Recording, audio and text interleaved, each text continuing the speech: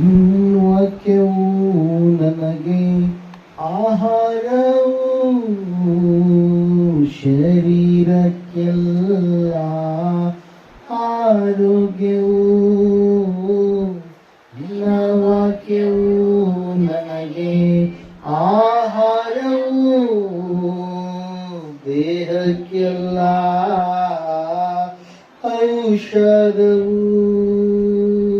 ಹಗಲು ಇರುಳಲ್ಲೂ ಏಸಯ್ಯ ನಿನ್ನ ವಾಕ್ಯ ಧ್ಯಾನಿಸುವೆ ಯೇಸು ರಾಜ. ಹಗಲು ಇರುಳಲ್ಲೂ ಏಸಯ್ಯ ನಿನ್ನ ವಾಕ್ಯ ಧ್ಯಾನಿಸುವೆ. ಉಸಿರಾದ ಉಸಿರಾದ ಉಸಿರಾದ ಯೇಸು, ನನ್ ಉಸಿರಾದ ಉಸಿರಾದ ಉಸಿರಾದ ಯೇಸು, ನನ್ ಉಸಿರಾದ ಯೇಸು. ನನ್ನ ಉಸಿರಲ್ಲಿ ಬೆರೆತೆ ನನ್ನುಸಿರೇ ನಾನಿನ್ನ ಸ್ತುತಿಪೇ. ನನ್ನುಸಿರೇ ನಾನಿನ್ನ ಸ್ತುತಿಪೇ.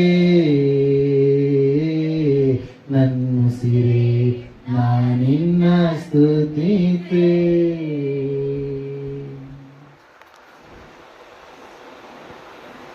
Praise the Lord. Hallelujah.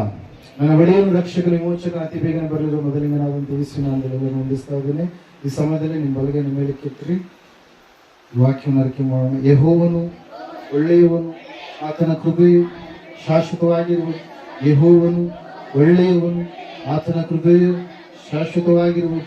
ಯೆಹೋವನು ಒಳ್ಳೆಯವನು, ಆತನ ಕೃಪೆಯು ಶಾಶ್ವತವಾಗಿರುವುದು. ಆಮೇನ್, ಆಮೇನ್, ಆಮೇನ್. ಹಲ್ಲೆಲೂಯಾ. ಓಕೆ, ಯಾಕೋ ಒಂಥರ ಏನಂತ ಹೇಳ್ತೀವಿ, ಏನೋ ಕಳೆದುಕೊಂಡಂತ ಸ್ಥಿತಿಯಲ್ಲಿ ಕೂತ್ಕೊಂಡಿದ್ದೀವಿ. ಒಂದು ದೇವರ ಆರಾಧನೆ ಬಂದಾಗ ಇರುವಂತ ಒಂದು ಜೋಶು, ಹುಮ್ಮಸ್ಸು, ಉಲ್ಲಾಸ, ಸ್ತುತಿ ಆರಾಧನೆ ಮಾಡಿದಾಗ ಪಡೆದುಕೊಳ್ಳುವಂತ ಒಂದು ಸಂತೋಷ ಎಲ್ಲಾದಂತ ಸ್ಥಿತಿ ಏನೋ ಒಂಥರ ನಡೀತಾ ಇದೆಯೋ ಅಲ್ಲೋ ರೀತಿಯಲ್ಲಿ. ಹಲ್ಲೆಲೂಯಾ. ಬಹಳ ಮೌನವಾದಂತ ವಾತಾವರಣದಲ್ಲಿ ನೀವು ಇದ್ದ ರೀತಿಯಲ್ಲಿ ಕಾಣಿಸ್ತಾ ಇದೆ. ಹಲ್ಲೆಲೂಯಾ. Praise the Lord. ಈ ಸಮಯದಲ್ಲಿ ನೇರವಾಗಿ ನಾವು ವಾಕ್ಯದ ಕಡೆಗೆ ಹೋಗೋಣ. ಹೋದುವಾರ ದೇವರು ನಮ್ಮ ಸಂಗಡ ಮಾತಾಡಿದಂತ ಮಾತು ಏನಾಗಿತ್ತು? ಯಾರಾದ್ರೂ ನೆನಪು ಮಾಡ್ತೀರಾ? ಯಾವ ವಿಷಯದ ಕುರಿತಾಗಿ ಪರಿಶುದ್ಧಾತ್ಮ ದೇವರು ಹೋದುವಾರ ನಮ್ಮ ಸಂಗಡ ಮಾತಾಡಿದ್ರಿ? ನೆನಪು ಮಾಡ್ರಿ, ಯಾವ ವಿಷಯ ಇತ್ತು? ಹಲ್ಲೆಲೂಯಾ. ಮರೆತು ಬಿಟ್ಟಿದ್ದೀರಾ? ದೈವಾನುಗ್ರಹ ವಿಮೋಚನೆ ವರ್ಷದ ಕುರಿತಾಗಿ ಒಂದು ಕೊನೆಯ ಒಂದು ಅಂಶವನ್ನು ನಾವು ನೋಡಿದ್ವಿ. ಆತನ ಅನುಗ್ರಹ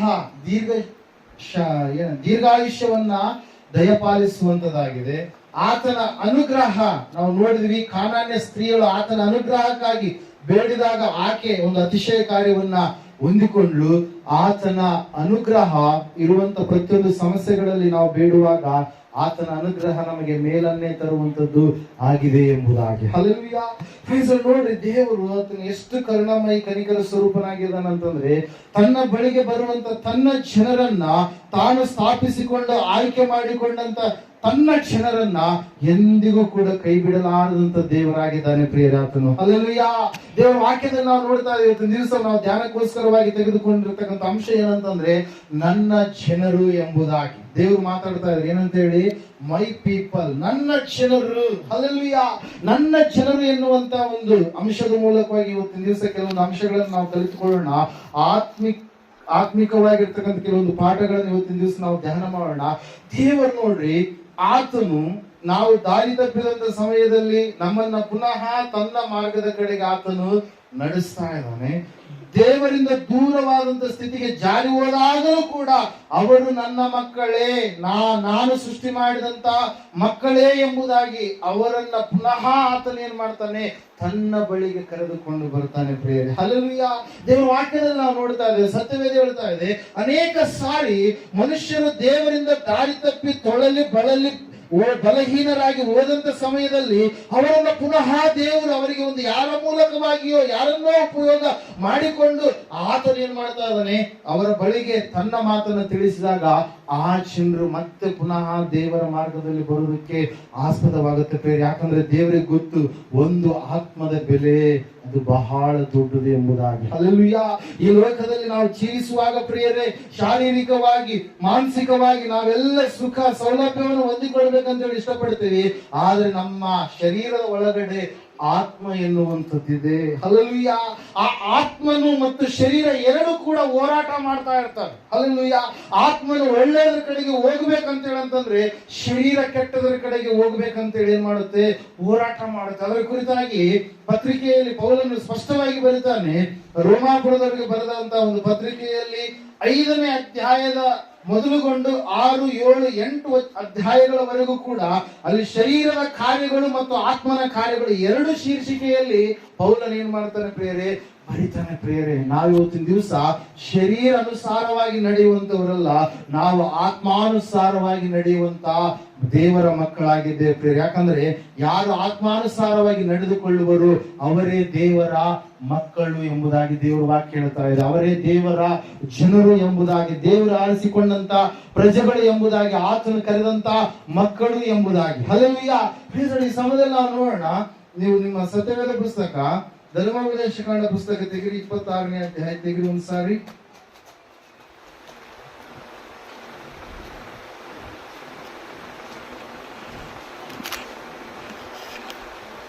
18ನೇ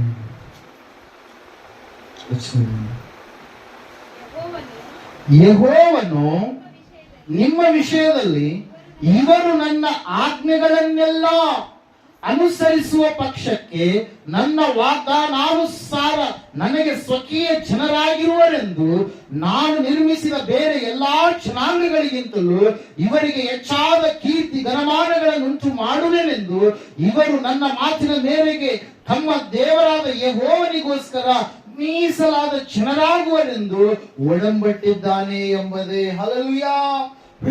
ನಾವು ನೋಡ್ತಾ ಇದ್ದ ಪ್ರಿಯರೇ, ದೇವರು ಒಂದು ಒಪ್ಪಂದವನ್ನ, ದೇವರು ಒಂದು ಏನಂತ ಹೇಳ್ತೀವಿ, ಒಡಂಬಡಿಕೆಯನ್ನ ಮಾಡಿಕೊಳ್ತಾ ಇದ್ದಾನೆ. ನನ್ನ ಆಜ್ಞಾನುಸಾರವಾಗಿ, ನನ್ನ ವಾಗ್ದಾನುಸಾರವಾಗಿ ನಾನು ಸ್ವಕೀಯರಾಗಿ ಕರೆದಿರ್ತಕ್ಕಂತ ನನ್ನ ಜನರು ಎಂಬುದಾಗಿ ಆತನ ಪ್ರಜೆಗಳು ನಾವಾಗಿದ್ದೇವೆ. ಹಳೆಯ ಕಾಲದಲ್ಲಿ ಕ್ರಿಸ್ತನನ್ನು ನಂಬುವುದಕ್ಕಿಂತ ಮುಂಚಿತವಾಗಿ ಕ್ರಿಸ್ತ ಪೂರ್ವ ಕಾಲದಲ್ಲಿ ಇರುವಂತ ನಾವು ಕ್ರಿಸ್ತನನ್ನ ನಂಬಿ ರಕ್ಷಣೆ ಹೊಂದಿದ ಮೇಲೆ ಕ್ರಿಸ್ತ ಶಕದಲ್ಲಿ ಜೀವಿಸುವಂತವರಾಗಿರ್ತೇವೆ. ಹಳೆಯ ಆದಾಮನು ತೊಲಗಿಸಲ್ಪಟ್ಟ, ಮೊದಲನೇ ಆದಾಮನು ತೊಲಗಿಸಲ್ಪಟ್ಟ ಕಡೆ ಆದಾಮನಾಗಿರುವಂತ ಯೇಸು ಕ್ರಿಸ್ತನ ಮೂಲಕವಾಗಿ ನಾವು ದೇವರ ಸ್ವಂತ ಪ್ರಜೆಗಳಾಗಿದ್ದೇವೆ ಪ್ರಿಯರೇ. ಹಲ್ಲೆಲೂಯಾ.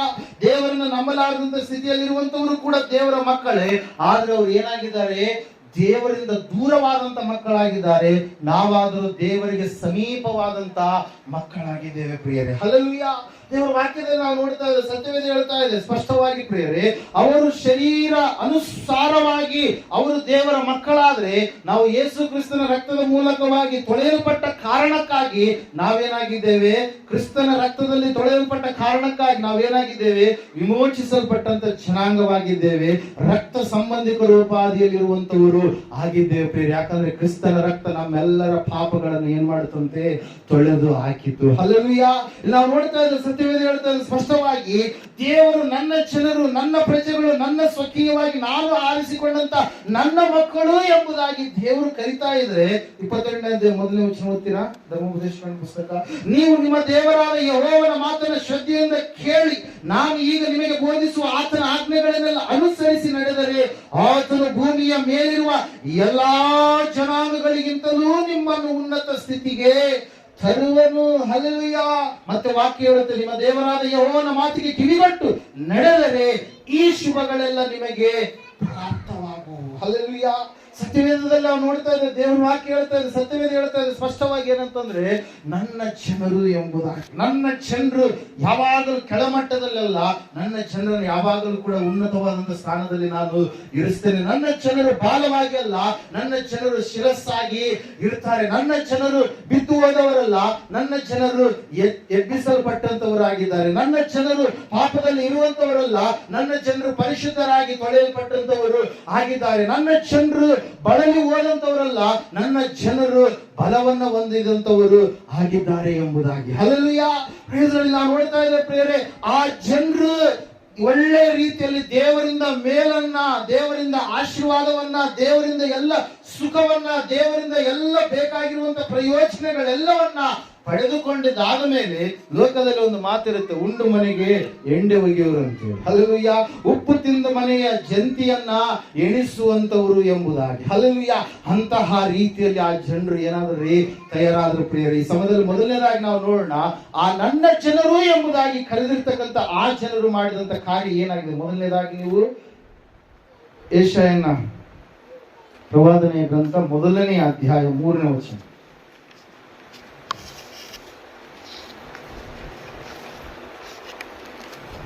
ಓದಬೇಕು.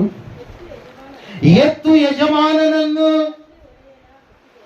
ಕತ್ತೆ ಒಡೆಯನ ಕೊಟ್ಟಿಗೆಯ ಗೋದಲಿಯನ್ನ ತಿಳಿದಿರುವವು. ಇಸ್ರಾಯೇಲ್ ಜನರಿಗೂ ತಿಳುವಳಿಕೆ ಇಲ್ಲ, ನನ್ನ ಪ್ರಜೆಯು ಆಲೋಚಿಸುವುದಿಲ್ಲ. ಹಲ್ಲೆಲೂಯಾ. ನಾವು ನೋಡ್ತಾ ಇದ್ದೇವೆ, ಇಸ್ರಾಯೇಲ್ ಅಂದ್ರೆ ಏನ್ರಿ? ದೇವರ ಸಂಗಡ ಹೋರಾಡಿ ಗೆದ್ದವರು ಎಂಬುದಾಗಿ. ಹಲ್ಲೆಲೂಯಾ. ದೇವರಿಂದ ಹೆಸರನ್ನ ಪಡೆದುಕೊಂಡಂತವರು ಎಂಬುದಾಗಿ. ಹಲ್ಲೆಲೂಯಾ. Praise Lord. ನಾವು ನೋಡ್ತಾ ಇದ್ದೇವೆ, ಸತ್ಯವೇದ ಹೇಳ್ತಾ ಇದೆ ಸ್ಪಷ್ಟವಾಗಿ, ಎತ್ತಿಗೆ ಯಜಮಾನನು ಯಾರು ಎಂಬುದಾಗಿ ಗೊತ್ತು, ಕತ್ತೆ ತಾನಿರ್ತಕ್ಕಂಥ ಸ್ಥಳ ಏನೆಂಬುದಾಗಿ ಕತ್ತೆಗೆ ಗೊತ್ತು. ಆದ್ರೆ ಈ ನನ್ನ ಜನರು ಏನ್ ಮಾಡಿದರಂತವ್ರು? ತಿಳುವಳಿಕೆ ಇಲ್ಲದವರಾಗಿ. ಹಲ್ಲೆಲೂಯಾ. ಪ್ರಾರಂಭದಲ್ಲಿರ್ತಕ್ಕಂಥ ಭಕ್ತಿಯ ಜೀವಿತ, ಪ್ರಾರಂಭದಲ್ಲಿರ್ತಕ್ಕಂಥ ದೇವರಿಗೆ ತೋರಿಸಿದಂತ ವಿನಯತೆಯ ಜೀವಿತ, ಪ್ರಾರಂಭದಲ್ಲಿರ್ತಕ್ಕಂಥ ಒಂದು ಶ್ರದ್ಧೆ, ಬಹಳ ಭಾವಪೂರ್ಣವಾಗಿರ್ತಕ್ಕಂಥ ಒಂದು ಭಕ್ತಿಯ ಜೀವಿತ, ಬರ್ತಾ ಬರ್ತಾ ಬರ್ತಾ ತಲೆಗಳು ಓದಂಗೆಲ್ಲ ಆ ಜನರು ಏನಾಗ್ಬಿಟ್ರು? ಹತ್ತಿರದಲ್ಲಿರುವಂತವ್ರು ದೂರದ ಸ್ಥಿತಿಗೆ ಜಾರಿ ಹೋಗುವಂತವ್ರಾದ್ರು ಪ್ರೇರೆ. ಹಲ್ಲೆಲೂಯಾ. ಯಾವ ಜನರು ದೇವರನ್ನ ಅಂಟಿಕೊಂಡು ದೇವರನ್ನ ಹಿಂಬಾಲಿಸಿ ನಡೆಯುತ್ತಾ ನಮಗೆ ದೇವರಿದ್ರೆ ಮಾತ್ರ ಸಾಕು ಎಂಬುದಾಗಿ ಹೇಳಿಕೊಳ್ತಾ ಇದ್ರು, ನಮ್ಮ ದೇವರ ಹಾಗೆ ಯಾರು ಇಲ್ಲ ಎಂಬುದಾಗಿ ಸಾಕ್ಷಿಯನ್ನು ನುಡಿದಿದ್ರು, ಅದೇ ಜನರು ಇವತ್ತಿನ ಸಮಯದಲ್ಲಿ ಏನ್ ಮಾಡ್ತಾ ಇದ್ದಾರೆ? ಸ್ಥಳವನ್ನ ಬಿಟ್ಟು ಹೋದಂತವರ ರೀತಿಯಲ್ಲಿ ಅಲಿತಾ ಇದ್ದಾರೆ. ಯಜಮಾನನ ಅರಿತಿರ್ತಕ್ಕಂಥ ಎತ್ತು ಒಂದು ಪಶು, ಅದಕ್ಕೆ ಯಜಮಾನನು ಗೊತ್ತು. ಆದರೆ ಒಡೆಯನ ಕೊಟ್ಟಿಗೆ ಗೋದಲಿಯನ್ನ ಆ ಒಂದು ಕತ್ತೆ ತಿಳಿದಿದ್ರೆ, ಸ್ಥಳ ತಿಳಿದಿದ್ರೆ, ಯಜಮಾನನನ್ನ ತಿಳಿದಿದ್ರೆ, ಆದ್ರೆ ಈ ಜನರಾದ್ರೆ ಏನ್ ಮಾಡಿದಾರಂತೆ ವಾಕ್ಯ ಹೇಳ್ತದೆ ಏನಂತ ಹೇಳಿ? ತಿಳುವಳಿಕೆ ಇಲ್ಲದವರಾಗಿ ಜೀವಿಸ್ತಾ ಇದ್ದಾರೆ, ಆಲೋಚನೆ ಇಲ್ಲದವರಾಗಿ ಜೀವಿಸ್ತಾ ಇದ್ದಾರೆ. ತಮ್ಮ ಯಜಮಾನನು ಯಾರು ಎಂಬುದಾಗಿ ತಿಳಿಯಲಾರದೆ ಜೀವಿಸ್ತಾ ಇದ್ದಾರೆ. ತಮ್ಮ ಸ್ಥಾನ ಏನೆಂಬುದಾಗಿ ಗೊತ್ತಿರಲಾರದೆ ಜೀವಿಸ್ತಾ ಇದ್ದಾರೆ. ದೇವರು ಹೇಳ್ತಾ ಇದ್ದಾನೆ, ಅಯ್ಯೋ ನನ್ನ ಜನರು ತಿಳುವಳಿಕೆ ಇಲ್ಲದವರಾಗ್ಬಿಟ್ರು, ನನ್ನ ಜನರು ಮಾರ್ಗ ತಪ್ಪಿಬಿಟ್ರು, ಆಲೋಚಿಸುವಂತದನ್ನ ಬಿಟ್ಟು ನಾನು ಅವರಿಗೆ ಮಾಡಿದಂತ ಉಪಕಾರಗಳೆಲ್ಲವನ್ನ ಅವರು ಮರೆತು ಬಿಟ್ಟರು ಎಂಬುದಾಗಿ ಪ್ರಿಯರೇ. ಹಲ್ಲೆಲೂಯಾ. ಎಷ್ಟು ಘೋರ, ಎಷ್ಟು ಭಯಂಕರವಾದ ಸ್ಥಿತಿ ನೋಡ್ರಿ.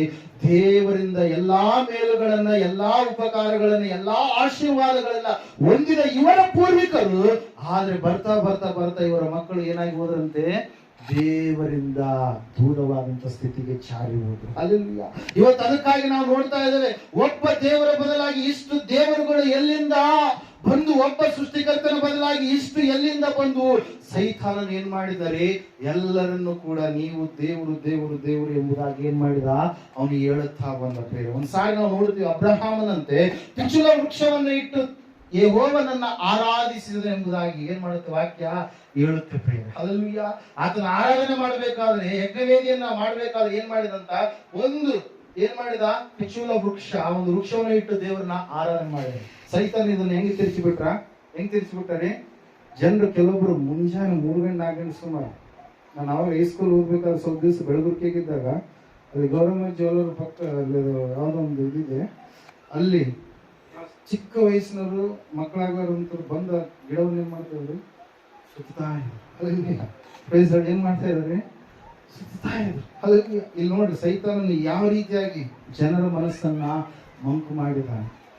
ಆ ಒಂದು ಗಿಡದ ಆಯಸ್ಸು ಎಷ್ಟು ಸ್ವಲ್ಪ ವರ್ಷಗಳು. ಇರ್ಬೋದು. ಕೆಲವೊಂದು ಮರಗಳನ್ನ ಏನ್ ಮಾಡ್ತಾರೆ? ಬಹಳ ವರ್ಷಗಳವರೆಗೆ ಅವು ಏನ್ ಮಾಡ್ತವೆ? ಬದುಕ್ತವೆ. ಆದ್ರೆ ಮನುಷ್ಯರು ಇವತ್ತಿನ ದಿವಸ ಕಡಿಯುವಂತ ಕಾರಣಕ್ಕಾಗಿ ಬಾಗಿಲುಗಳು ಮತ್ತು ಬೇರೆ ಬೇರೆ ವಸ್ತುಗಳನ್ನ ಅದರ ಮೂಲಕವಾಗಿ ಮಾಡಿಕೊಳ್ಳುವ ಕಾರಣಕ್ಕಾಗಿ ಆ ಮರಗಳನ್ನ ಏನ್ ಮಾಡ್ತಾ ಇದ್ದಾರೆ? ಕಡಿದಾಗ್ತಾ ಇದ್ದಾರೆ. ನಾವು ನೋಡ್ತಾ ಇದ್ದೇವೆ, ಪಿಚೂಲ ವೃಕ್ಷವನ್ನ ಇಟ್ಟು ಆರಾಧನೆ ಮಾಡಿದ ಯಾರು? ಅಬ್ರಹಾಮ. ಸೈತಾನ್ ಏನ್ ಮಾಡಿಬಿಟ್ಟ? ಆ ಒಂದು ಮರದಲ್ಲಿ ದೇವರು ಪ್ರತ್ಯಕ್ಷನಾದ ಸೀನಾಯಿ ಬೆಟ್ಟದಲ್ಲಿ ಆ ಮರವನ್ನ ದೇವರ ಸ್ಥಾನಕ್ಕೆ ತೆಗೆದುಕೊಂಡು ಬಂದ ಪ್ರಿಯರು ಯಾರ್ರೀ? ಸೈತಾನ್. ಹಲ್ಲೆಲೂಯಾ. ದೇವರ ವಾಕ್ಯ ಹೇಳ್ತಾ ಇದೆ, ಸತ್ಯವೇ ಹೇಳ್ತಾ ಇದೆ, ಸೃಷ್ಟಿಯಲ್ಲಿ ದೇವರಲ್ಲ, ಸೃಷ್ಟಿಗೆ ಅತೀತನಾಗಿ ಒಬ್ಬ ಆತನಿದ್ದಾನೆ. ಆತನನ್ನು ನಾವು ಸಮೀಪಿಸಲಿಕ್ಕೆ ಆಗ್ತಾ ಇಲ್ಲ. ಕಾರಣ ಏನಂತಂದ್ರೆ ಮನುಷ್ಯನಲ್ಲಿ ಇರ್ತಕ್ಕಂಥ ದುಷ್ಟ ಸ್ವಭಾವ, ಪಾಪ ಸ್ವಭಾವ. Hallelujah. Praise the Lord. Eden ತೋಟದಲ್ಲಿ ದೇವರು ಇಳಿದು ಬಂದು ಅವರ ಸಂಗಡ, ಆದಾಮ ಅವಳ ಸಂಗಡ ಮಾತಾಡುವಾಗಿರ್ತಕ್ಕಂಥ ಆ ಒಂದು ಅನ್ಯೋನ್ಯತೆ, ಐಕ್ಯತೆ, ಆ ಒಂದು ಪ್ರೀತಿಯ ಬಾಂಧವ್ಯ ಯಾಕೆ ಕಡಿದು ಬಿತ್ತು? ಸೈತಾನನು ಇಟ್ಟಿರ್ತಕ್ಕಂಥ ಒಂದು ಕಿಚ್ಚು. ನೀವು ಕೂಡ ದೇವರಂತೆ ಆಗ್ತೀರಿ. ಇವತ್ತಿನ ದಿವಸ ನೋಡ್ರಿ, ಅದ್ರ ಸಲುವಾಗಿ ನಾನು ದೇವರು, ನೀನು ದೇವರು, ನನ್ನದೊಂದು ಮಠ, ನಿನ್ನದೊಂದು ಮಠ, ನನ್ನದೊಂದು ಶಾಖೆ, ನಿನ್ನದೊಂದು ಶಾಖೆ. ಹಲ್ಲೆಲೂಯಾ. ಸ್ವಲ್ಪ ವರ್ಷಗಳವರೆಗೆ, ಒಂದು 80-90 ವರ್ಷ ಆದ್ಮೇಲೆ ಅವರು ಅಲ್ಲಿ ಇರೋದಿಲ್ಲ, ಅವ್ರ ಎಲುಬುಗಳು ಮಾತ್ರ ಇರ್ತಾರೆ. ಅವ್ರನ್ನ ದೇವರು ಅಂತಾರೆ. ಹಲ್ಲೆಲೂಯಾ. ಅವರು ದೇವರಾಗೋದಕ್ಕೆ ಸಾಧ್ಯ ಇಲ್ಲ. ಯಜಮಾನ ಯಾರೆಂಬುದಾಗಿ ಇವತ್ತಿನ ದಿವಸ ನೀನು ತಿಳಿದುಕೊಳ್ಳಬೇಕಾಗಿದೆ. ದೇವರ ವಾಕ್ಯ ಹೇಳ್ತಾ ಇದೆ, ನೀನು ಯಾವ ಸ್ಥಳದಲ್ಲಿ ಇದ್ದಿ ಎಂಬುದಾಗಿ ನೀನು ಗ್ರಹಿಸಿಕೊಳ್ಳಬೇಕಾಗಿದೆ. ಆತ್ಮವನ್ನು ದಯಪಾಲಿಸಿದಂತ ದೇವರು ಯಾರೆಂಬುದಾಗಿ ನೀನು ಇವತ್ತಿನ ದಿವಸ ಗ್ರಹಿಸಿಕೊಳ್ಳಲಾರದೆ ಹೋದರೆ ದೇವರ ವಾಕ್ಯ ಹೇಳ್ತಾ, ಸತ್ಯವೇದ ಹೇಳ್ತಾ ಇದೆ ಪ್ರಿಯರೇ, ಭಯಂಕರವಾದಂತ ಸ್ಥಿತಿ ಇದೆ. ದೇವರ ವಾಕ್ಯದಲ್ಲಿ ನಾವು ನೋಡ್ತಾ ಇದ್ದೇವೆ, ನನ್ನ ಜನರಂತೆ ಏನಂತೆ ಅವರು? ಯಜಮಾನನನ್ನು ಮರೆತಂತವರಾಗಿದ್ದಾರೆ. ನನ್ನ ಜನರಂತೆ ಅವ್ರು ಏನಂತ್ರಿ? ಸ್ಥಳವನ್ನ ತಿಳಿಯಲಾರದಂತವರಾಗಿದ್ದಾರೆ. ನೀನು ಎಲ್ಲಿಂದ ಬಂದಿದೆಯೋ, ಎಲ್ಲಿಗೆ ಹೋಗ್ಬೇಕಾಗಿದೆಯೋ ಸ್ವಲ್ಪವಾದ್ರೂ ನೀನು ಆಲೋಚನೆ ಮಾಡ್ತೀಯ. ಆತ್ಮ ಅನುಸಾರವಾಗಿ ನೀನು ಆಲೋಚನೆ ಮಾಡ್ತೀಯ. ಯಾವಾಗ್ಲೂ ಕೂಡ ಶರೀರದ ಬಗ್ಗೆ ಚಿಂತನೆ, ಈ ಲೋಕದ ಮೇಲೆ ಇರುವಂತ ವಿಷಯಗಳ ಕುರಿತಾಗಿಯೇ ಚಿಂತೆ ಮಾಡ್ತಾ ಇರ್ತೀವಿ ಹೊರತಾಗಿ ಈ ಲೋಕನ ಬಿಟ್ಟು ಹೋಗ್ಲೇಬೇಕಲ್ವಾ? ಈ ಲೋಕದಲ್ಲಿ ಶಾಶ್ವತವಾಗಿರ್ತೀಯಾ? ನೀನು ಕಟ್ಟಿದಂತ ಮನೆಯಾಗಿರ್ಬೋದು, ನೀನು ಮಾಡಿರ್ತಕ್ಕಂಥ ಕಾರ್ಯಗಳಾಗಿರ್ಬೋದು, ಯಾವುದು ಕೂಡ ನಿನ್ನಿಂದ ಬೆಳ್ಳಿ ಬಂಗಾರ ಎಲ್ಲ ಸಮಾಜ ಒಳಗಡೆ ಹಾಕ್ತಾರ? ಹೊಲವನ್ನ ಹಾಕ್ತಾರ? ಯಾವ ದಿನ ಬಟ್ಟೆಗಳನ್ನು, ಹೊಸ ಬಟ್ಟೆಗಳನ್ನ ಹಾಕ್ತಾರ? ಯಾವುದು ಕೂಡ ಹಾಕಲ್ಲ. ಕೇವಲ ನಿನ್ನ ಶರೀರ ಸಂಬಂಧವಾಗಿ ಆಲೋಚನೆ ಮಾಡ್ತಾ ಇದೀವಿ ಹೊರತಾಗಿ ನಿನ್ನ ಸ್ಥಳ ಎಲ್ಲಿದೆ ಎಂಬುದಾಗಿ ನೀನು ತಿಳಿದುಕೊಳ್ತಾ ಇಲ್ಲ. ಸಹೋದರ ಸಹೋದರಿ, ದೇವರು ಮಾತಾಡ್ತಾ ಇದ್ದಾನೆ, ನಿನ್ನ ಯಜಮಾನನನ್ನ ಇವತ್ತು ನೀನು ತಿಳಿದುಕೊಳ್ಬೇಕಾಗಿದೆ. ನಿನ್ನ ಸ್ಥಳವನ್ನು ನೀನು ಇವತ್ತಿನ ದಿವಸ ಗ್ರಹಿಸಿಕೊಳ್ಬೇಕಾಗಿದೆ. ನೀನು ಗ್ರಹಿಸಿಕೊಂಡ್ರೆ ಖಂಡಿತವಾಗಿಯೂ ಕೂಡ ನೀನು ಆ ಯಜಮಾನನನ್ನು ಬಿಟ್ಟು ಹೋಗೋದಕ್ಕೆ ಸಾಧ್ಯ ಇಲ್ಲ. ಯಾಕಂದ್ರೆ ಆತನ ಪ್ರೀತಿ ಈ ಲೋಕದಲ್ಲಿ ತೋರಿಸುವಂತ ಮನುಷ್ಯರ ಪ್ರೀತಿಯಲ್ಲಿ ಇರುವಂತ ಪ್ರೀತಿಯ ತರ ಇರುವಂತ ಪ್ರೀತಿ ಅಲ್ಲ ಪ್ರಿಯರ. ಅದು ಒಂದು ದೈವಿಕವಾದಂತ ಪ್ರೀತಿ. ಆತನ ಪ್ರೀತಿ ಅಂತ ಪ್ರೀತಿ ಅಂತಂದ್ರೆ ತನ್ನ ಸಿಂಹಾಸನವನ್ನು ಬಿಟ್ಟು ತಪ್ಪಿ ಹೋದಂತ ಪ್ರಜೆಗಳನ್ನ, ಯಜಮಾನನು ಯಾರೆಂಬುದಾಗಿ ಗ್ರಹಿಸಲಾರದಂತ ಪ್ರಜೆಗಳನ್ನ, ಸ್ಥಳ ಏನೆಂಬುದಾಗಿ ತಿಳಿದುಕೊಳ್ಳಲಾರದಂತ ಪ್ರಜೆಗಳನ್ನ ಹುಡುಕಿಕೊಂಡು ಬಂದಂತ ಪ್ರೀತಿ ಪ್ರಿಯರ. ಅದೇ ನಿಜವಾಗಿರುವಂತ ಯೇಸು ಕ್ರಿಸ್ತನ ಪ್ರೀತಿಯಾಗಿದೆ ಪ್ರಿಯರೇ. ಹಲ್ಲೆಲೂಯಾ. ದೇವರ ವಾಕ್ಯದಲ್ಲಿ ನಾವು ನೋಡ್ತಾ ಇದ್ದೇವೆ, ಸತ್ಯವೇದ ಹೇಳ್ತಾ ಇದೆ ಸ್ಪಷ್ಟವಾಗಿ, ನನ್ನ ಜನರು ತಿಳುವಳಿಕೆ ಇಲ್ಲದವರಾಗಿದ್ದಾರೆ, ನನ್ನ ಜನರು ಆಲೋಚನೆ ಇಲ್ಲದವರಾಗಿದ್ದಾರೆ. ಅವರು ಆಲೋಚನೆ ಮಾಡ್ತಾ ಇಲ್ಲ, ಅವರು ತಿಳುವಳಿಕೆ ಉಳ್ಳವರಾಗಿ ಜೀವಿಸ್ತಾ ಇಲ್ಲ. ಅವರಿಗೆ ಮುಂದೆ ಆಗುವಂತ ವಿಷಯಗಳು, ಸಂಗತಿಗಳು ಎಷ್ಟು ಸಾರಿ ಹೇಳಿದ್ರು ಕೂಡ ಅವರು ಮತ್ತೆ ತಪ್ಪಾಗಿಯೇ ನಡೀತಾ ಇದ್ದಾರೆ, ಪಾಪದ ಕಡೆಗೆ ಹೋಗ್ತಾ ಇದ್ದಾರೆ. ಭಯಂಕರವಾಗಿರ್ತಕ್ಕಂಥ ಶಾರೀರಿಕ ಕ್ರಿಯೆಗಳನ್ನೇ ಅವರು ಮಾಡುವಂತವರಾಗಿದ್ದಾರೆ. ನಾವು ನೋಡ್ತಾ ಇದ್ದೇವೆ, ದೇವರ ವಾಕ್ಯ ಹೇಳ್ತದೆ, ಕೊಲೊಸ್ಸೆಯವರಿಗೆ ಬರೆದ ಪತ್ರಿಕೆ 3ನೇ ಅಧ್ಯಾಯದಲ್ಲಿ 1ನೇ ವಚನ ಯಾರಾದ್ರೂ ದಯವಿಟ್ಟು ಓದ್ತೀರಾ?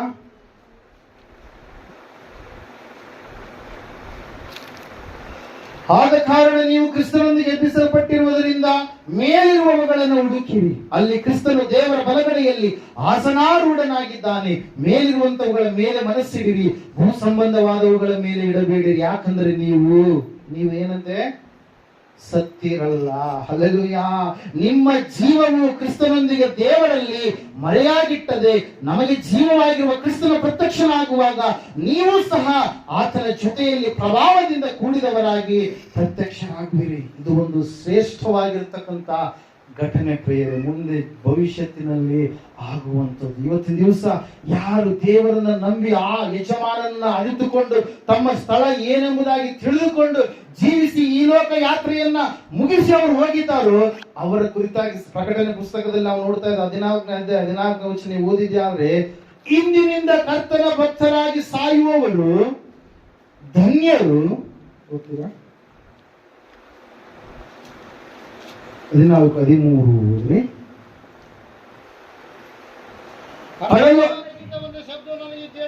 ಕೇಳಿಸಿತು, ಅದು ಇಂದಿನಿಂದ ಕರ್ತನ ಭಕ್ತರಾಗಿ ಸಾಯುವವರು ಧನ್ಯರು ಎಂಬುದಾಗಿ ಬರೆ ಎಂದು ನನಗೆ ಹೇಳಿತು. ಅದಕ್ಕೆ ಆತ್ಮನ, ಹೌದು ಅವರು ಧನ್ಯರೇ, ಅವರ ಕಷ್ಟ ತೀರಿತು, ಅವರಿಗೆ ವಿಶ್ರಾಂತಿಯಾಗುವುದು, ಅವರ ಸುಕೃತ್ಯಗಳು ಅವರೊಡನೆ ಬರುವು ಎಂದು ಹೇಳುತ್ತಾನೆ. ನಾನು ನೋಡಲಾಗಿ ಈಗೋ ಪ್ರಕಾಶಮಾನವಾದ ಒಂದು ಮೇಘವು ನನಗೆ ಕಾಣಿಸಿತು. ಆ ಮೇಘದ ಮೇಲೆ ಮನುಷ್ಯ ಕುಮಾರನಂತಿದ್ದವನೊಬ್ಬನು ಕೂತಿರುವುದನ್ನ ಕಂಡೆನು. ಆತನ ತಲೆಯ ಮೇಲೆ ಚಿನ್ನದ ಕಿರೀಟವು, ಆತನ ಕೈಯಲ್ಲಿ ಹಲವಾದ ಕುಡುಗೋಲು ಇದ್ದವು ಎಂಬುದೇ. Hallelujah, praise the Lord. ನೋಡ್ತಾ 13-14 ವಚನ ಪ್ರಿಯರೇ, ಅಲ್ಲಿ ಯಜಮಾನನಾಗಿರುವಂತ ಯೇಸು ಕ್ರಿಸ್ತನು, ಆತನ ಒಂದು ಪರಲೋಕದಲ್ಲಿ ಆತನಿರುವಾಗ ಆತನ ಚಿತ್ರಣ ಯಾವ ರೀತಿಯಾಗಿದೆ ಎಂಬುದಾಗಿ ಸತ್ಯವೇದದಲ್ಲಿ ನಾವು ನೋಡ್ತಾ ಇದ್ದೇವೆ. ಇವತ್ತಿನ ದಿವಸ ನನ್ನ ಜನರು ಏನಾಗಿದ್ದಾರಂತವ್ರು ತಿಳುವಳಿಕೆ ಇಲ್ಲದವರಾಗಿದ್ದಾರೆ. ನನ್ನ ಜನರು ಅವ್ರು ಏನಾಗಿದ್ದಾರಂತೆ, ಆಲೋಚನೆ ಮಾಡಲಾರ್ದವರಾಗಿದ್ದಾರೆ. ಆದ್ರೆ ಆ ನನ್ನ ಜನರು ಆಲೋಚಿಸುವಂತದ್ದಾದ್ರೆ, ಆ ನನ್ನ ಜನರು ತಿಳುವಳಿಕೆಯಿಂದ ನನಗೆ ನಡೆದುಕೊಳ್ಳುವಂತದ್ದೇ ಆದ್ರೆ, ಆ ಒಂದು ದೇವರು ಕೊಡುವಂತ ಮೇಲುಗಳನ್ನ ಈ ಲೋಕದಲ್ಲಿಯೂ ಮತ್ತು ಪರಲೋಕದಲ್ಲಿಯೂ ಕೂಡ ಅವ್ರು ಏನ್ ಮಾಡ್ತಾರೆ, ಅನುಭವಿಸ್ತಾರೆ. ಪ್ರಿಯರೇ, ಎರಡನೇದಾಗಿ ಸಮಯದಲ್ಲಿ ನಾವು ನೋಡೋಣ. ಮೊದಲನೇದಾಗಿ ಜನರು ತಿಳುವಳಿಕೆ ಇಲ್ಲದ ಜನರಾದ್ರು. ಯಾಕಂದ್ರೆ ಯಜಮಾನನನ್ನು ಅವರು ತಿಳಿದುಕೊಳ್ಳಲಿಲ್ಲ. ಅವರು ಆಲೋಚನೆ ಇಲ್ಲದ ಪ್ರಜೆಗಳಾದ್ರು. ಯಾಕಂದ್ರೆ ಅವರು ತಮ್ಮ ಸ್ಥಾನ ಏನೆಂಬುದಾಗಿ, ತಮ್ಮ ಸ್ಥಳ ಏನೆಂಬುದಾಗಿ ಅವರು ಆಲೋಚಿಸಲಿಲ್ಲ. ಎರಡನೇದಾಗಿ ನೋಡ್ರಿ, ಹೋಶೇಯನ ಪ್ರಬೋಧನೆಯ ಗ್ರಂಥ 4ನೇ ಅಧ್ಯಾಯ 6ನೇ ವಚನ ಈ ಸಮಯದಲ್ಲಿ ನಾವು ನೋಡೋಣ.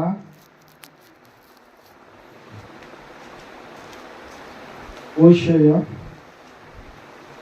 ನನ್ನ ಜನರು ಜ್ಞಾನಹೀನರಾಗಿ ಹಾಳಾಗಿದ್ದಾರೆ. ನೀವು ಜ್ಞಾನವನ್ನ ತಳ್ಳಿಬಿಟ್ಟದ್ದರಿಂದ ಇನ್ನು ನನಗೆ ಯಾಜಕ ಸೇವೆ ಮಾಡದಂತೆ ನಾನು ನಿಮ್ಮನ್ನ ತಳ್ಳಿ ಬಿಡುವೆನು. ಹಲ್ಲೆಲೂಯಾ. ನೀವು ನಿಮ್ಮ ದೇವರ ಧರ್ಮೋಪದೇಶವನ್ನು ಮರೆತ ಕಾರಣ ನಾನು ನಿಮ್ಮ ಸಂತತಿಯವರನ್ನ ಮರೆಯುವುದು ಎಂಬುದಾಗಿ ವಾಕ್ಯದಲ್ಲಿ ನಾವು ನೋಡ್ತಾ ಇದ್ದೇವೆ. ಎರಡನೇದಾಗಿ ನನ್ನ ಜನರು ಏನಂತೆ, ಜ್ಞಾನಹೀನರಾಗಿ ಹಾಳಾಗಿ ಹೋಗಿದ್ದಾರೆ. ಹೆಂಗ್ ಹಾಳಾಗಿದ್ದಾರಂತವ್ರು? ಜ್ಞಾನದಿಂದಲ್ಲ, ಜ್ಞಾನಹೀನತೆ ಕಡೆಗೆ ಹೋಗುವುದು, ಅಜ್ಞಾನದಿಂದ ಕೂಡಿದವರಾಗಿ, ದೇವರನ್ನ ತಿಳಿಯಲಾರದವರಾಗಿ, ದೇವರ ಕಾರ್ಯಗಳನ್ನ ಗ್ರಹಿಸಲಾರದವರಾಗಿ. 14ನೇ ಕೀರ್ತನೆ 53ನೇ ಕೀರ್ತನೆಯಲ್ಲಿ ನಾವು ನೋಡ್ತಾ ಇದ್ದೇವೆ. ಸತ್ಯವೇದ ಈ ರೀತಿಯಾಗಿ ಹೇಳ್ತಾ ಇದೆ. ಏನಂತ ಹೇಳಂತಂದ್ರೆ, ದುರ್ಮತಿಗಳು ದೇವರಿಲ್ಲವೆಂದು ಮನಸ್ಸಿನಲ್ಲಿ ಅಂದುಕೊಳ್ಳುತ್ತಾರೆ. ಅವರು ಕೆಟ್ಟು ಹೋದವರಾಗಿ ಹೇಯ ಕೃತ್ಯಗಳನ್ನ ಮಾಡುತ್ತಾರೆ. ಅವರಲ್ಲಿ ಒಳ್ಳೆಯದನ್ನ ಮಾಡುವವರೇ ಇಲ್ಲ. ಮನುಷ್ಯರಲ್ಲಿ ತನ್ನ ಸಾನ್ನಿಧ್ಯವನ್ನು ಅಪೇಕ್ಷಿಸುವ ಬುದ್ಧಿವಂತರು ಇದ್ದಾರೋ ಎಂದು ಯೆಹೋವನ ಆಕಾಶದಿಂದ ಮನುಷ್ಯರನ್ನು ನೋಡಲಾಗಿ ಒಳ್ಳೆಯದನ್ನ ಮಾಡುವವನು ಇಲ್ಲ, ಒಬ್ಬನಾದರೂ ಇಲ್ಲ. ಪ್ರತಿಯೊಬ್ಬನು ದಾರಿ ತಪ್ಪಿದವನು, ಎಲ್ಲರೂ ಕೆಟ್ಟು ಹೋದವರೇ. ದುಷ್ಟತ್ವವನ್ನು ನಡೆಸುವವರೆಲ್ಲರೂ ತಿಳಿಯುವುದಿಲ್ಲವೋ? ಅವರು ನನ್ನ ಜನರನ್ನ ಆಹಾರವನ್ನೋ ಎಂಬಂತೆ ನುಂಗಿ ಬಿಡುತ್ತಾರೆ. ಯೆಹೋವನನ್ನ ಸ್ಮರಿಸುವುದಿಲ್ಲ. ಪಕ್ಕನೆ ಅವರು ಭಯಭ್ರಾಂತರಾಗುವರು. ಯಾಕಂದ್ರೆ ದೇವರು ನೀತಿವಂತರ ಪಕ್ಷದಲ್ಲಿ ಇದ್ದಾನೆ. ಎಲ್ಲರೂ ಗಟ್ಟಿಯಾಗಿ ಚಪ್ಪಲಿ ಹೊಡೆದೇವರನ್ನ ಮಾಡಿ ಕೆಲಸ. Hallelujah, praise the Lord. ನೋಡ್ತಾ ಇದ್ದ ಸತ್ಯವೇದ ಹೇಳ್ತಾ ಇದೆ ಪ್ರಿಯರೇ, ಈ ಒಂದು ಅಜ್ಞಾನ ದೇವರನ್ನ ಏನ್ ಮಾಡ್ಬಿಟ್ಟಿದಂತೆ, ಮರೆಸಿಬಿಟ್ಟಿದೆ. ಜನರನ್ನ ಹಾಳಾಗುವಂತ ಸ್ಥಿತಿಯ ಕರೆದುಕೊಂಡು ಹೋಗ್ತಾ ಇದೆ ಪ್ರಿಯರೇ. ಹಲ್ಲೆಲೂಯಾ. ನಾವು ನೋಡ್ತಾ ಇದ್ದೇವೆ, ವಾಕ್ಯ ಹೇಳ್ತಾ ಇದೆ, ಸತ್ಯವೇದ ಹೇಳ್ತಾ ಇದೆ, ಅಜ್ಞಾನದ ಸ್ಥಿತಿಯಲ್ಲಿ ಇರ್ತಕ್ಕಂಥ ಇವರು ದೇವರೇ ಇಲ್ಲ. ಏನಂತ ಇದಾರಂತವ್ರು? ದೇವರೇ ಇಲ್ಲ ಅಂತೇಳಿ ತಮ್ಮ ಮನಸ್ಸಿನಲ್ಲಿ ಅಂದುಕೊಳ್ತಾ ಇದ್ದಾರೆ. ಯಾಕಂದ್ರೆ ಅವರ ಕೈಯಿಂದ, ಅವರ ಮನಸ್ಸಿನ ಆಲೋಚನೆಯಿಂದ, ಅವರ ಗ್ರಂಥಗಳಿಂದ ಆ ಒಂದು ಆಕಾರ ವಿಕಾರಗಳನ್ನ, ಆ ಒಂದು ಏನಂತ ಹೇಳ್ತೀವಿ, ಮೇರೆಗೆ ಹಾಕುವಂತ ಕಲ್ಲುಗಳನ್ನ, ಬಂಡೆಯ ನಾವು ತಲೆ ಗಿಂಬಾಗಿ ಕೆಲವೊಂದು ಸಂದರ್ಭದಲ್ಲಿ ಮನೆಯಲ್ಲಿ ಹಾಕುವಂತ ಕಲ್ಲನ್ನ, ಕೆಲವೊಂದು ಸಂದರ್ಭದಲ್ಲಿ ಯಾರನ್ನೋ ಒಡೆದು ಸಾಯಿಸುವುದಕ್ಕಾಗಿ ಬಳಸುವಂತ ಕಲ್ಲನ್ನ, ಆ ಕಲ್ಲನ್ನ ಯಾವುದೋ ಒಬ್ಬ ವ್ಯಕ್ತಿಯ ಕೈಯಲ್ಲಿ ಅಂದವಾದ ಮೂರ್ತಿಯನ್ನ ಮಾಡಿದಾಗ ಕಣ್ಣೆದುರಿಗಿರುವಂತ ಅದನ್ನ ಅವ್ರು ಏನ್ ಮಾಡ್ತಾರೆ, ದೇವರು ಎಂಬುದಾಗಿ ನೆನೆಸ್ತಾರೆ. ಹಲ್ಲೆಲೂಯಾ.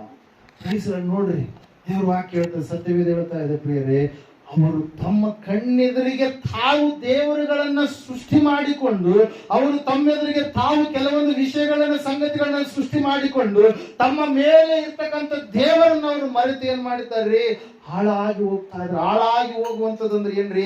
ನಾಶನದ ಕಡೆಗೆ ಹೋಗುವಂಥದ್ದು, ನಿತ್ಯ ನಾಶನ, ನಿತ್ಯ ಬೆಂಕಿ, ನರಕದ ಕಡೆಗೆ ಹೋಗುವಂಥದ್ದು. ಅದ್ರ ಸಲುವಾಗಿ ನಾವು ನೋಡ್ತಾ ಇದ್ದೇವೆ, ಜ್ಞಾನಹೀನರಾಗಿ ಈ ಜನರು ಹೋದ ಕಾರಣಕ್ಕಾಗಿ ಅವ್ರು ಏನ್ ಮಾಡ್ತಾ ಇದ್ದಾರೆ, ಧರ್ಮೋಪದೇಶವನ್ನ ಮರೆತ ಕಾರಣಕ್ಕಾಗಿ, ಸತ್ಯವನ್ನ ಗ್ರಹಿಸಲಾರದ ಸ್ಥಿತಿಗೆ ಜಾರಿ ಹೋದ ಕಾರಣಕ್ಕಾಗಿ ಅವರು ಏನಾಗಿದ್ದಾರೆ, ಹಾಳಾಗಿ ಹೋಗಿದ್ದಾರೆ. ದೇವರು ನೆನೆಸ್ತಾನೆ, ಅಯ್ಯೋ ನನ್ನ ಜನರು ಜ್ಞಾನಹೀನರಾಗಿಬಿಟ್ರಲ್ಲ, ನನ್ನ ಜನರು ಜ್ಞಾನವಂತರಾಗ್ತಾರೆ ಎಂಬುದಾಗಿ ನಾನು ನೆನೆಸಿದೆ.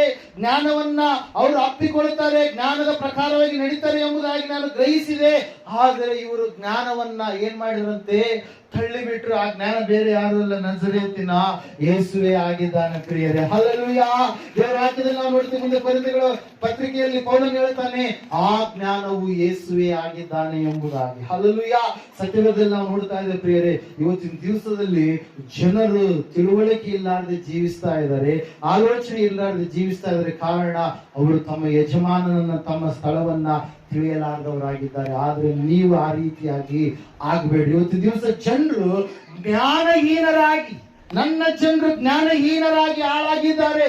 ನೀವು ಹಾಳಾಗಬಾರ್ದು ಅಂತ ಹೇಳಿ ದೇವರು ಇವತ್ತಿನ ದಿವಸ ನಿಮ್ಮ ಸಂಗಡ ಮಾತಾಡ್ತಾ ಇದ್ದಾನೆ ಪ್ರಿಯರಲ್ಲಿ. ನಾವು ನೋಡ್ತಾ ಇದ್ದೇವೆ ಯಾವ ರೀತಿಯಾಗಿ ಸೌಲನು ಜ್ಞಾನಹೀನಾಗಿ ನಡೆದುಕೊಂಡಂತ ಸಮಯದಲ್ಲಿ ಅರಸುತನವನ್ನ ಸೌಲನು ಏನ್ ಮಾಡ್ಬೇಕಾಯ್ತು, ಕಳೆದುಕೊಳ್ಬೇಕಾಯ್ತು. ಅಲ್ಲಿ ನಾವು ನೋಡ್ತಾ ಇದ್ದೇವೆ, ಏಲಿಯ ಮಕ್ಕಳು ದುಷ್ಟರಾದಂತ ಕಾರಣಕ್ಕಾಗಿ, ಏಲಿಯ ಮಕ್ಕಳು ಭಯಂಕರವಾದಂತ ಸ್ಥಿತಿಯಲ್ಲಿ ಜಾರಿ ಹೋದ ಕಾರಣಕ್ಕಾಗಿ ಸತ್ಯವೇದದಲ್ಲಿ ನಾವು ನೋಡ್ತಾ ಇದ್ದೇವೆ ಪ್ರಿಯರೇ, ಅವ್ರು ಏನಾದ್ರಂತೆ ಆ ಒಂದು ಯಾಜಕತ್ವವನ್ನ ಕಳೆದುಕೊಳ್ಳಬೇಕಾಯ್ತು. ಕಾರಣ ಒಂದೇ ಪ್ರಿಯರೇ, ದೇವರು ಅವಕಾಶಗಳನ್ನ ಕೊಡ್ತಾನೆ, ಎಚ್ಚರಿಕೆಗಳನ್ನ ಕೊಡ್ತಾನೆ, ದೇವರು ಕೆಲವೊಂದು ಸಂಗತಿಗಳನ್ನು ಮುಂಚಿತವಾಗಿ ತಿಳಿಸ್ತಾನೆ.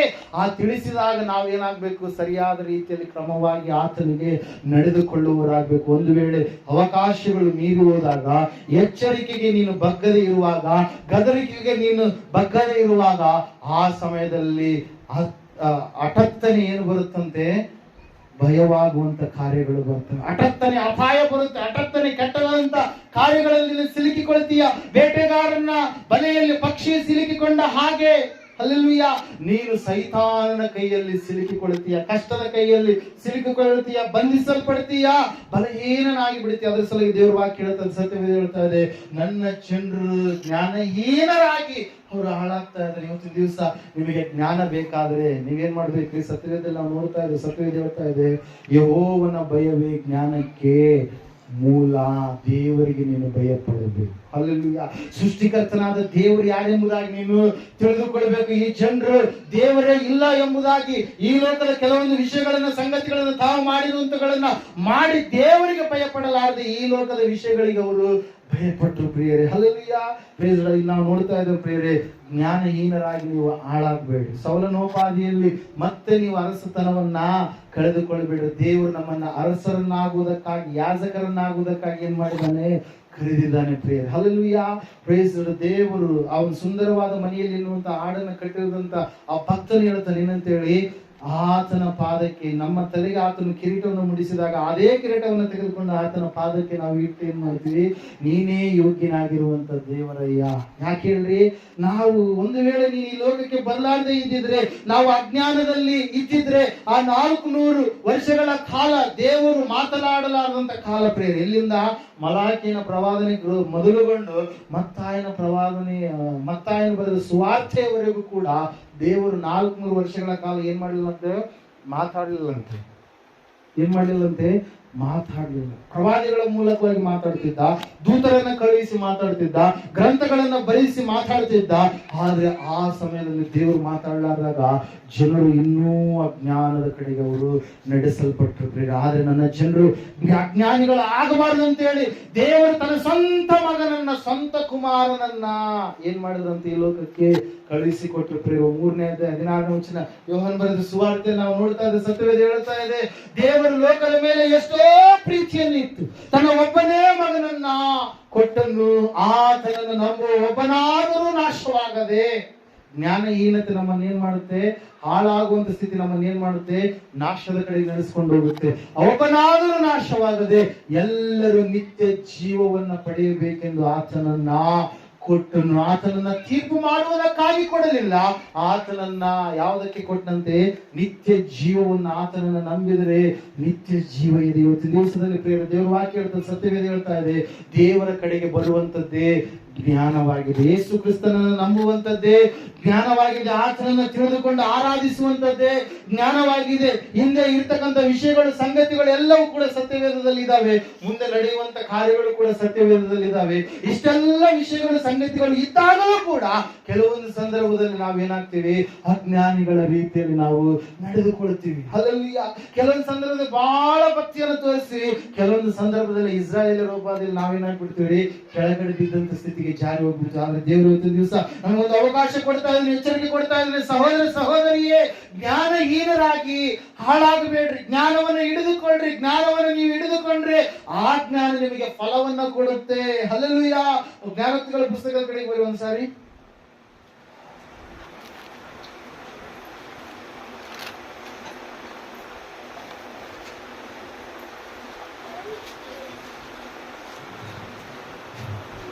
ಎಂಟನೇ ಅಧ್ಯಾಯ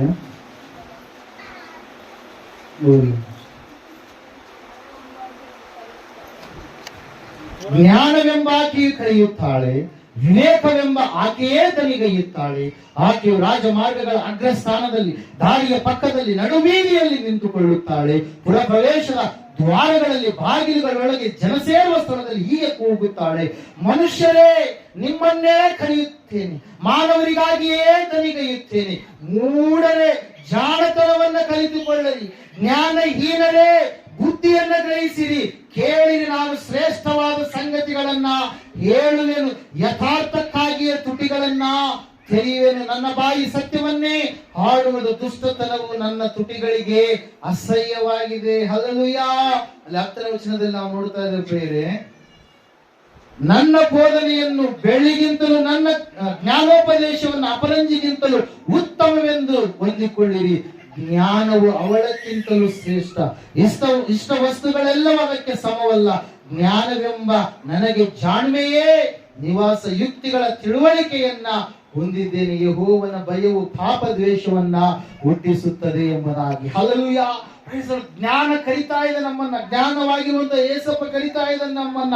ಜ್ಞಾನವೆಂಬಾಕಿ ಕರಿತಾ ಇದ್ದಾಳೆ ನಮ್ಮನ್ನ. ಏನಂತೇಳಿ? ಜ್ಞಾನದ ಕಡೆಗೆ ನೀವು ಬನ್ನಿ. ಅಜ್ಞಾನವನ್ನ ಎಷ್ಟು ಸಾರಿ ಅದರ ಸಂಗಡ ನೀವು ಇರ್ತೀರಿ, ಎಷ್ಟು ಸಾರಿ ಅಜ್ಞಾನದಲ್ಲಿ ನೀವು ಜೀವಿಸುವವರಾಗಿರ್ತೀರಿ. ಇವತ್ತಿನ ದಿವಸವಾದ್ರೆ ನೀವು ಜ್ಞಾನದ ಕಡೆಗೆ ಬರುವಂತದ್ದೇ ಆದ್ರೆ, ಜ್ಞಾನವುಳ್ಳವರಾಗಿ ನೀವು ನಡೆದುಕೊಳ್ಳುವಂತದ್ದಾದ್ರೆ, ನನ್ನ ಒಂದು ಭಯ ಭಕ್ತಿಯಲ್ಲಿ ನೀವು ನಡೆದುಕೊಳ್ಳುವಂತದ್ದೇ ಆದ್ರೆ, ನಾನು ಹೇಳಿಕೊಟ್ಟಿರ್ತಕ್ಕಂಥ ಸನ್ಮಾರ್ಗದಲ್ಲಿ ನೀವು ನಡೆಯುವಂತದ್ದೇ ಆದ್ರೆ, ನಾನು ನಿಮಗೆ ಮೇಲನ್ನ ಬರಮಾಡ್ತೀನಿ ಎಂಬುದಾಗಿ ಪ್ರೇರೆ. ಹಲ್ಲೆಲೂಯಾ. ಪ್ರೈಸ್. ಎರಡನೇದಾಗಿ ನಾವು ನೋಡ್ತಾ ಇದ್ದೇವೆ, ನನ್ನ ಜನರು ಜ್ಞಾನಹೀನರಾಗಿ ಹಾಳಾಗಿದ್ದಾರೆ.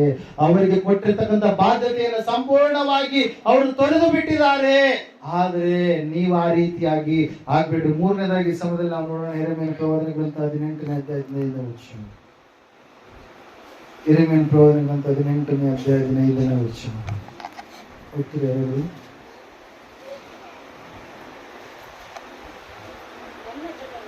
ನನ್ನ ಜನರು ನನ್ನನ್ನ ಮರೆತು ವ್ಯರ್ಥ ವಿಗ್ರಹಗಳಿಗೆ ಧೂಪ ಹಾಕಿದ್ದಾರಲ್ಲ, ಅವು ಪುರಾತನ ಪದ್ಧತಿಯಾದ ಅವರ ಮಾರ್ಗಗಳಲ್ಲಿ ಅವರು ಮುಗ್ಗರಿಸುವಂತೆಯೂ ಸರಿಯಲ್ಲದ ಸೀಳು ದಾರಿಗಳಲ್ಲಿ ಅಲೆಯುವಂತೆಯೂ ಮಾಡಿ. ಹಲ್ಲೆಲೂಯಾ. ಈಗ ನೋಡ್ತಾ ಇದ್ದೇವೆ. ಮೂರನೇದಾಗಿ ಪ್ರೇಯರ್. ಮೊದಲನೇದಾಗಿ ನನ್ನ ಜನರಿಗೆ ತಿಳುವಳಿಕೆ ಇಲ್ಲ, ಆಲೋಚಿಸುವುದಿಲ್ಲ.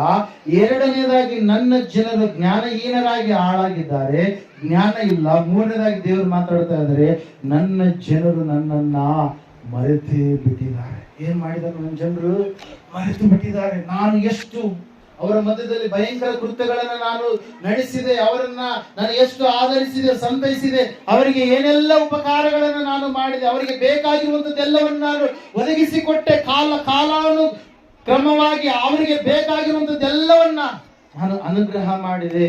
ಆದ್ರೂ ಕೂಡ ನನ್ನ ಜನರು ಏನ್ ಮಾಡ್ತಾ ಇದ್ದಾರೆ? ನನ್ನನ್ನು ಮರೆತಾ ಇದ್ದಾರೆ. ನನ್ನನ್ನ ಏನ್ ಮಾಡ್ತಾ ಇದ್ದಾರೆ?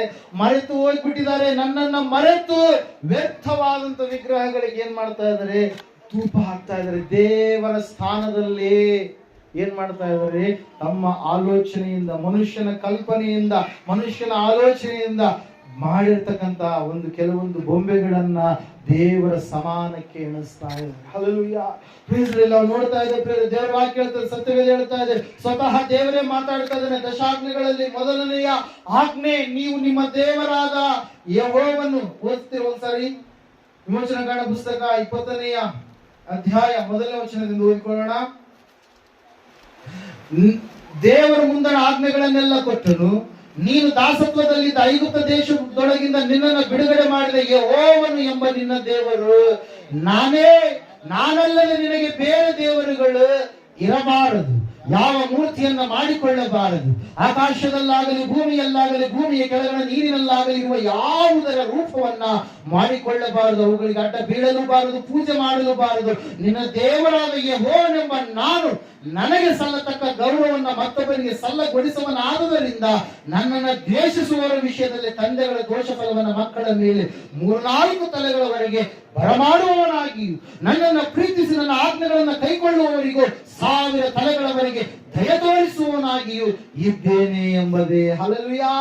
ಮೊದಲನೇದಾಗಿ ದೇವರು ಹೇಳ್ತಾ ಇದ್ರೆ, ಆಜ್ಞೆಯನ್ನು ಕೊಡ್ತಾ ಇದ್ರೆ ಏನಂತ ಹೇಳಂತಂದ್ರೆ, ನನ್ನ ಸ್ಥಾನ, ನನ್ನ ಗೌರವ, ನನ್ನ ಒಂದು ಸ್ಥಿತಿ ನೀವು ಯಾರಲ್ಲಿಯೂ ಕೂಡ ಏನ್ ಮಾಡಬಾರ್ದು, ಕಾಣಲೇಬಾರದು. ಯಾಕಂದ್ರೆ ಅಪ್ಪನ ಅಪ್ಪ ಅಂತ ಕರೀಲಾರ್ದು ಇನ್ನೊಬ್ಬರನ್ನ ಅಪ್ಪ ಅಂತ ಕರೆದರೆ ಏನಾಗುತ್ತೆ? ತಪ್ಪಾಗುತ್ತೆ. ಹಲ್ಲೆಲೂಯಾ. Praise the Lord. ಅದಕ್ಕಾಗಿ ನಾವು ನೋಡ್ತಾ ಇದ್ದೇವೆ, ಈ ಸೃಷ್ಟಿಯ ಅಪ್ಪ, ಮನುಷ್ಯರ ಆತ್ಮಗಳ ಅಪ್ಪ, ಪ್ರಾಣಿಗಳ ಅಪ್ಪ, ಪ್ರತಿಯೊಂದು ನಮ್ಮ ಕಣ್ಣಿಗೆ ಕಾಣುವಂತ ಎಲ್ಲಾ ಅಂದವಾದಂತ ಸೃಷ್ಟಿಯ ಅಪ್ಪ ತಂದೆ ಯಾರಾಗಿದ್ದಾರೆ? ಯೇಸು ಕ್ರಿಸ್ತನಾಗಿದ್ದಾನೆ. ಆತನು ಸೃಷ್ಟಿಕರ್ತನಾದ ದೇವರಾಗಿದ್ದಾನೆ. ಆತನನ್ನ ನಾವು ಜಡಮೂರ್ತಿಗಳಿಗೆ ಹೋಲಿಸಿದ್ರೆ ಏನಾಗ್ತೀವಿ? ಒಂದು ವೇಳೆ ಯೇಸು ಸ್ವಾಮಿದೇ ವಿಗ್ರಹ ಮೂರ್ತಿ ಮಾಡಿಟ್ಟುಕೊಂಡ್ರು ಕೂಡ ಅದು ಘೋರವಾದಂತ ತಪ್ಪು ಅಂತೇಳಿ ದೇವರೇ ಬರೆಸಿದ್ದಾನೆ. ಹಲ್ಲೆಲೂಯಾ. ಯಾರು ಬರೆಸಿದ್ದಾರೆ ಸುರೇಶ್ ಅವರೇ? ದೇವರೇ ಬರೆಸಿದ್ದಾನೆ. ಹಲ್ಲೆಲೂಯಾ. ನಾವು ನೋಡ್ತಾ ಇದ್ದೀವಿ, ವಾಕ್ಯ ಹೇಳ್ತದೆ, ಸತ್ಯವೇದ ಹೇಳ್ತಾರೆ, ಯಾವುದನ್ನ ನೀವು ಮಾಡಿಕೊಳ್ಬಾರ್ದು. ಯಾಕಂದ್ರೆ ಮನುಷ್ಯರ ಕೈಯಲ್ಲಿ ಉಂಟಾಗುವಂತ ದೇವರು ಆತನು ಅಲ್ಲ. ದೇವ್ರ ವಾಕ್ಯ ಹೇಳ್ತಾ ಎಂತ ದೇವರು ಅಂತೆ? ಆಕಾಶವು ಆತನಿಗೇನಂತೆ? ಸಿಂಹಾಸನ. ಈ ಭೂಮಿ ಆತನಿಗೇನಂತೆ? ಪಾದಗಳು ಇಡುವಂತ ಸ್ಥಳ. ಅಂತಹ ದೇವರನ್ನ ಮನುಷ್ಯನ ರೂಪಿಸುವುದಕ್ಕಾಗತ್ತಾ? ಒಂದು ವೇಳೆ ರೂಪ, ಯಾವುದೋ ಒಂದು ರೂಪ, ಅಂದವಾದ ಚಂದವಾದ ರೂಪ ಕೊಡ್ಬೋದು. ಆ ಒಂದು ರೂಪ ಕೊಟ್ಟಂತ ಆ ಬೊಂಬೆಯಲ್ಲಿ ಜೀವವನ್ನು ತುಂಬುವುದಕ್ಕಾಗುತ್ತಾ? ಆಗುವುದಿಲ್ಲ. ಹಲ್ಲೆಲೂಯಾ. ಅದಕ್ಕಾಗಿ ನಾವು ನೋಡ್ತಾ ಇದ್ದೀವಿ, ದೇವರ ವಾಕ್ಯ ಹೇಳ್ತಾ, ಸತ್ಯವೇದ ಹೇಳ್ತಾ ಇದೆ, ನನ್ನ ಜನರು ನನ್ನನ್ನು ಮರೆತಿದ್ದಾರೆ. ನಾನು ಎಂತಹ ಲಕ್ಷಣ ಉಳ್ಳಂತ ದೇವರಾಗಿದ್ದೇನೆ, ನನ್ನನ್ನು ಮರೆತು ಬಿಟ್ಟಿದ್ದಾರೆ. ನಾನಾದರೂ ನನ್ನ ಸ್ವಭಾವದಲ್ಲಿ, ನನ್ನ ಹೋಲಿಕೆಯಲ್ಲಿ ನಾನು ಅವರನ್ನು ಸೃಷ್ಟಿ ಮಾಡಿದರೆ, ಅವರಾದರೂ ಬೇರೊಂದು ಸ್ವಭಾವದಲ್ಲಿ, ಬೇರೊಂದು ಹೋಲಿಕೆಯಲ್ಲಿ ಅವರು ಏನ್ ಮಾಡ್ತಾರೆ? ಬೇರೊಂದನ್ನು ಸೃಷ್ಟಿ ಮಾಡಿಕೊಂಡು ಅವರನ್ನ ನನ್ನ ತಂದೆ ಎಂಬುದಾಗಿ ಕರೆಯುವಾಗ ನನಗೆಷ್ಟು ನೋವು ಆಗಬೇಡ. ಹಲ್ಲೆಲೂಯಾ. ದೇವರ ವಾಕ್ಯ ಹೇಳ್ತಾರೆ, ಸತ್ಯವೇದ ಹೇಳ್ತಾ ಇದೆ ಪ್ರಿಯರೇ, ಮೂರನೇದಾಗಿ ನನ್ನ ಜನರು ನನ್ನನ್ನು ಮರೆತಿದ್ದಾರೆ. ನನ್ನನ್ನು ಮರೆತಿದ್ದ ಕಾರಣಕ್ಕಾಗಿ, ಪುರಾತನ ಪದ್ಧತಿಯನ್ನು ಆಯ್ಕೆ ಮಾಡಿಕೊಂಡ ಕಾರಣಕ್ಕಾಗಿ ಸೀಳು ದಾರಿಯಲ್ಲಿ ಅಲಿಯುವಂತ ಸ್ಥಿತಿಗೆ ಅವರು ಏರ್ಪಾಟಾಗಿದೆ ಪ್ರಿಯರೇ ಅವರಿಗೆ. ಹಲ್ಲೆಲೂಯಾ. ಅವರು ಅಲಿತಾ ಇದ್ದಾರೆ, ಅವರು ಭಯಂಕರವಾದಂತ ಸ್ಥಿತಿಯ ಕಡೆಗೆ ಜಾರಿ ಹೋಗ್ತಾ ಇದ್ದಾರೆ. ಕಾರಣ ಒಂದೇ, ಅವರು ದೇವರನ್ನು ಮರೆತಿದ್ದಾರೆ. ಕೀರ್ತನೆಗಳ ಪುಸ್ತಕದಲ್ಲಿ ನಾವು ನೋಡ್ತಾ ಇದ್ದೇವೆ, 106ನೇ ಕೀರ್ತನೆ ಅನ್ಕೊಂತೀನಿ. ಒಂದ್ಸಾರಿ ತೆಗಿತೀರಾ?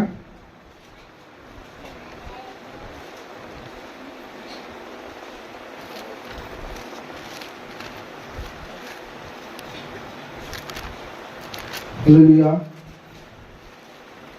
ನಿದ್ದೆ ಮಾಡೋಲ್ಲ, ಗಟ್ಟಿಯಾಗಿ ಚಪ್ಪಲಿ ಸರಿ. ನಿದ್ದೆ ಮಾಡ್ತಾ ಇದ್ದೀರಿ? ಹಲ್ಲೆಲೂಯಾ. ನಿದ್ದೆ ಮಾಡಲಾರ್ದವರೆಲ್ಲ ಗಟ್ಟಿಯಾಗಿ ಚಪ್ಪಲಿ ಒಂದ್ಸರಿ. ಹಲ್ಲೆಲೂಯಾ. ಎಷ್ಟೋ ಅಲ್ಪ ಸ್ವಲ್ಪ ಎಚ್ಚರವಾಗಿ, ಇನ್ನೂ ಜಾಸ್ತಿ ಅಲರ್ಟ್ ಆಗಿರ್ಬೇಕು. ಸ್ವಲ್ಪ ಒಂದು ಇದ್ದೀರಲ್ಲ, ದೇವರಿಗೆ ಸ್ತೋತ್ರ. ಈ ಸಮಯದಲ್ಲಿ 13ನೇ ವಾಕ್ಯ ಓದ್ತೀರ? 106ನೇ ಕೀರ್ತನೆ 13ನೇ ವಾಕ್ಯ. ಆದರೆ ಅವರು ಬೇಗನೆ ಆತನ ಕೆಲಸಗಳನ್ನ ಮರೆತು ಆತನ ಸಂಕಲ್ಪವನ್ನ ಕಾದಿರದೆ ಅರಣ್ಯದಲ್ಲಿ ಆಶಾತುರರಾಗಿ ಅಡವಿಯಲ್ಲಿ ದೇವರನ್ನ ಪರೀಕ್ಷಿಸಿದರು. ಇಲ್ಲಿ ನಾವು ನೋಡ್ತಾ ಇದ್ದೇವೆ ಪ್ರಿಯರೇ, ವಾಕ್ಯ ಹೇಳ್ತಾರೆ, ಸತ್ಯವೇದ ಹೇಳ್ತಾ ಇದೆ, ಏನನ್ನ ಮರೆತರಂತವ್ರು? ಆತನ ಕೆಲಸಗಳನ್ನ ಮರೆತು ಬಿಟ್ರು. ಯಾವನ್ನ ಮರೆತರಂತೆ? ಆತನ ಕೆಲಸಗಳನ್ನ. ಮನುಷ್ಯರನ್ನು ಮರಿತಾ ಇರ್ತಾರೆ. ಯೋಸೇಫನ ಜೀವಿತದಲ್ಲಿ ನೀವು ನೋಡಿದ್ದೆ ಆದ್ರೆ, ಯೋಸೇಫನ್ನು ಒಂದು ಕನಸನ್ನ ಹೇಳಿದಾಗ ಪಾನ ಕೊಡುವಂತ ವ್ಯಕ್ತಿ ಪುನಃ ತನ್ನ ಕೆಲಸಕ್ಕೆ ಸೇರಿಸಿಕೊಳ್ತಾನೆ. ಭಕ್ಷ್ಯಕಾರನು ಏನಾಗ್ತಾನೆ, 3ನೇ ದಿವಸದಲ್ಲಿ ಏನಾಗ್ತಾನೆ, ಅವನು ಗಲ್ಲಿಗೆ ಏರಿಸಲ್ಪಡ್ತಾನೆ ಎಂಬುದಾಗಿ, ಫರೋಹನ ಹುಟ್ಟುಹಬ್ಬದ ದಿವಸದಲ್ಲಿ ಎಂಬುದಾಗಿ. ಹಲ್ಲೆಲೂಯಾ. ಆಯ್ತು, ನನ್ನನ್ನು ಮರೆಯಬೇಡ, ನೀನು ಖಂಡಿತವಾಗಿ ನನ್ನನ್ನು ಈ ಸ್ಥಳದಿಂದ ಬಿಡಿಸು, ನಾನು ನಿರಾಪರಾಧಿ, ನಾನು ತಪ್ಪು ಮಾಡಲಾರದೆ ಈ ಸ್ಥಳದಲ್ಲಿ ಇದ್ದೇನೆ ಎಂಬುದಾಗಿ ಯೋಸೇಫನು ಹೇಳಿದಾಗಲೂ ಕೂಡ ಅಲ್ಲಿ ನಾವು ನೋಡ್ತಾ ಇದ್ದೇವೆ ಪ್ರಿಯರೇ, ನೀವು ಆದಿಕಾಂಡ ಪುಸ್ತಕ ತೆಗೆದಿದೆ ಆದ್ರೆ ಅಲ್ಲಿ ವಚನ ಈ ರೀತಿಯಾಗಿ ಹೇಳುತ್ತೆ, ಆದರೆ ಅವನು ಏನ್ ಮಾಡಿದಂತೆ, ಪಾನದಾಯಕನು ಏನ್ ಮಾಡಿದಂತೆ, ಮರೆತೇ ಬಿಟ್ಟನು ಎಂಬುದಾಗಿ. ಹಲ್ಲೆಲೂಯಾ.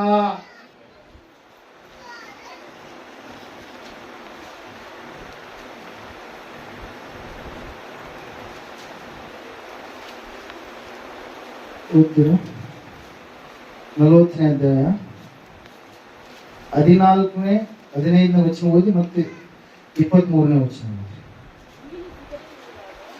ನೀನು ಸುಖದಿಂದಿರುವಾಗ ನನ್ನನ್ನ ಜ್ಞಾಪಕ ಮಾಡಿಕೊಂಡು ನನಗೆ ಉಪಕಾರ ಮಾಡಿ ಫರೋಹನಿಗೆ ನನ್ನ ಸಂಗತಿಯನ್ನು ತಿಳಿಸಿ ನನ್ನನ್ನು ಈ ಸೆರೆಯಿಂದ ಬಿಡಿಸಬೇಕು. ನಾನು ಇಬ್ರಿಯ ದೇಶಸ್ಥನು, ಕೆಲವರು ನನ್ನನ್ನು ಕದ್ದು ಈ ದೇಶಕ್ಕೆ ತಂದರು, ಇಲ್ಲಿಯೂ ನಾನೇನು ತಪ್ಪಿಲ್ಲದವನಾಗಿ ಸೆರೆಯಲ್ಲಿ ಬಿದ್ದೆನು ಅಂದನು.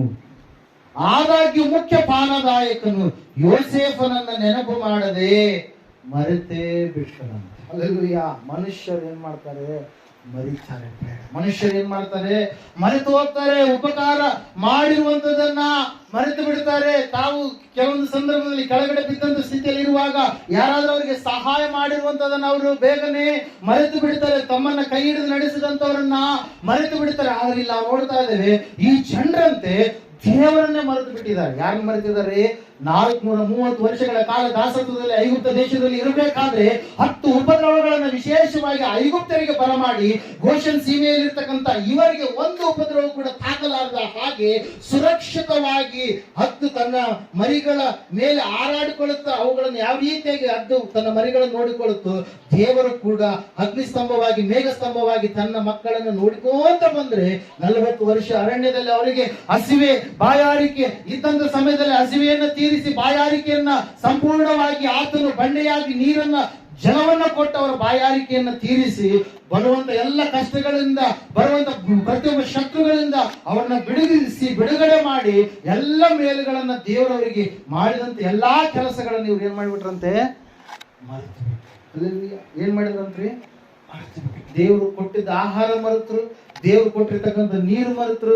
ಕೈಯಾದಂತ ಸ್ಥಳಕ್ಕೆ ಹೋದಾಗ ಮೋಶೆಯ ಒಂದು ಕೊಲ್ಲೆಯ ಒಂದು ತುಂಡನ್ನ ಆ ಒಂದು ಸ್ಥಳದಲ್ಲಿ ಏಲಿಮ ಎನ್ನುವಂತ ಸ್ಥಳದಲ್ಲಿ ಹಾಕಿದಾಗ ಆ ನೀರು ಏನಾಯ್ತ್ರಿ, ಮಾರ ಮಧುರವಾಯ್ತು. ಅದನ್ನು ಮರೆತರು. ಹಲ್ಲೆಲೂಯಾ. ಅವ್ರಿಗೆ ಬೇಕಾದಾಗ ಕಾಯಿ ಪಲ್ಯ ಅಂದ್ರೆ ಕಾಯಿ ಪಲ್ಯ, ಮತ್ತೆ ಮಾಂಸಾಹಾರ ಅಂದ್ರೆ ಮಾಂಸಾಹಾರ, ದೇವರು ಅದನ್ನು ಕೊಟ್ಟರು, ಅದನ್ನು ಮರೆತರು. ಹಲ್ಲೆಲೂಯಾ. ನಾವು ಓಡ್ತಾ ಇದ್ರೆ ಸತ್ಯವೇದ ಹೇಳ್ತಾರೆ ಸ್ಪಷ್ಟವಾಗಿ ಏನಂತ ಹೇಳಂತಂದ್ರೆ, ಆತನ ಕೆಲಸಗಳನ್ನ ಇವ್ರು ಏನಾಗುತ್ತಂತೆ ಮರೆತೇ. ಹಲ್ಲೆಲೂಯಾ. ನಾವು ನೋಡ್ತಾ 2ನೇದಾಗಿ ಪ್ರೇರೆ ಅದೇ 22ನೇ ವಾಕ್ಯ ನೀವು ಓದಿದ್ರಲ್ಲಿ ಗೊತ್ತಾಗುತ್ತೆ. ಮೊದಲನೇದಾಗಿ ದೇವರ ಕೆಲಸಗಳನ್ನ ಅವರು ಮರೆತು ಬಿಟ್ರು, ದೇವರನ್ನ ಪರೀಕ್ಷೆ ಮಾಡಿದ್ರು. 2ನೇದಾಗಿ 106ನೇ ಕೀರ್ತನೆ 22ನೇ ವಾಕ್ಯ.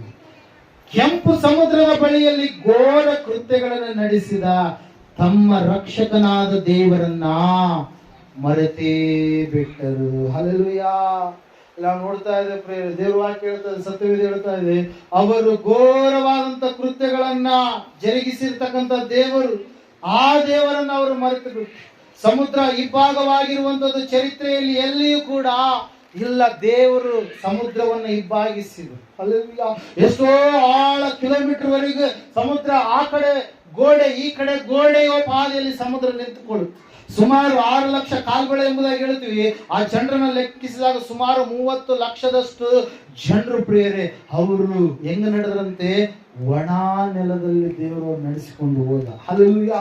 ಅಂತಹ ಕಾರ್ಯವನ್ನ ಅವರು ಮರೆತೇ ಬಿಟ್ಟರು. ದೇವರ ವಾಕ್ಯದಲ್ಲಿ ನಾವು ನೋಡ್ತಾ ಇದ್ದೇವೆ, ಅವರನ್ನ ದೇವರು ರಕ್ಷಕನಾಗಿ ಅವರಿಗೆ ಆದ್ರೂ ಕೂಡ ಆ ರಕ್ಷಕನನ್ನ ಅವರು ಆ ಜನರು ಏನ್ ಮಾಡಿಬಿಟ್ರಂತೆ, ಮರೆತೇ ಬಿಟ್ರು ಪ್ರಿಯರೇ. ಯೆಶಾಯನ ಪ್ರವಾದನೆ ಗ್ರಂಥ 63ನೇ ಅಧ್ಯಾಯ ನೀವು ತೆಗೆದಿದ್ದೇ ಆದ್ರೆ 8ನೇ ವಚನ ಓದ್ರಿ. ನಿಜವಾಗಿ ಇವರು ನನ್ನ ಜನರು, ನನ್ನ ಮಕ್ಕಳು, ಮೋಸ ಮಾಡಲಾರರು ಎಂದು ಆತನು ಅಂದುಕೊಂಡು ಅವರಿಗೆ ರಕ್ಷಕನಾದನಂತೆ. ಹಲ್ಲೆಲೂಯ. Praise the Lord. ನಾವು ನೋಡ್ತಾ ಇದ್ದೀವಿ, ಇವ್ರು ಯಾರನ್ನ ಮರೆತರಂತೆ? ತಮ್ಮ ರಕ್ಷಕನನ್ನ ಮರೆತರು. ಆತನು ಎಂತಹ ರಕ್ಷಕನಂತೆ? ಇವರು ನನಗೆ ಮೋಸ ಮಾಡುವುದಿಲ್ಲ, ಇವ್ರನ್ನ ಜೀವಾಗಲು ನನ್ನ ಮಕ್ಕಳು ಮೋಸ ಮಾಡುವುದಿಲ್ಲ ಎಂಬುದಕ್ಕಾಗಿ ಆತನ ಅವ್ರಿಗೆ ಏನಾದಂತೆ? ರಕ್ಷಕನಂತಂದ್ರೆ ಏನ್ರಿ? ಕಾಪಾಡುವಂತವ್ರು.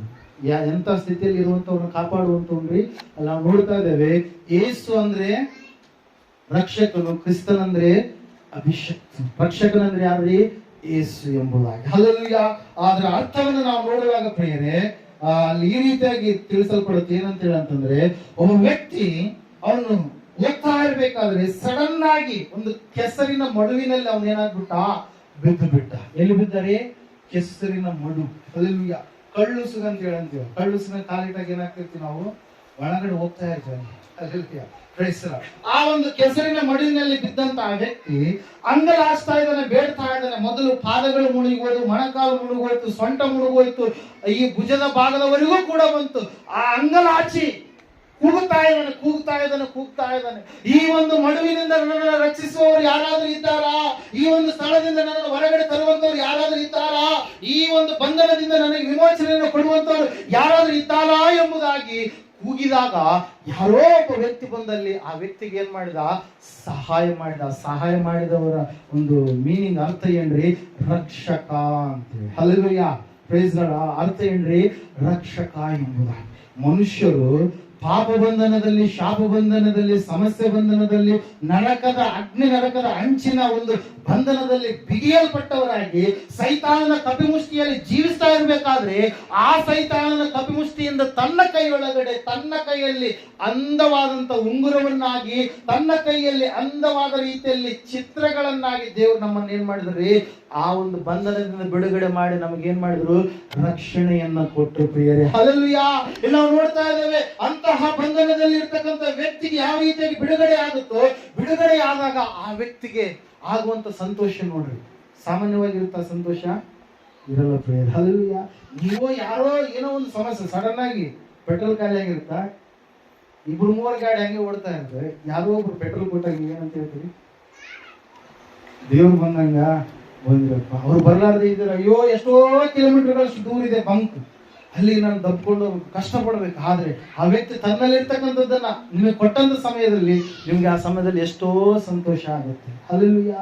Price the Lord. ಇದು ಅಂತಹ ಸಂತೋಷ, ಅಂತಹ ಸ್ಥಿತಿಯಲ್ಲ ಪ್ರಿಯರೇ, ಇದು ಆತ್ಮ ರಕ್ಷಣೆಯ ಸಂತೋಷ.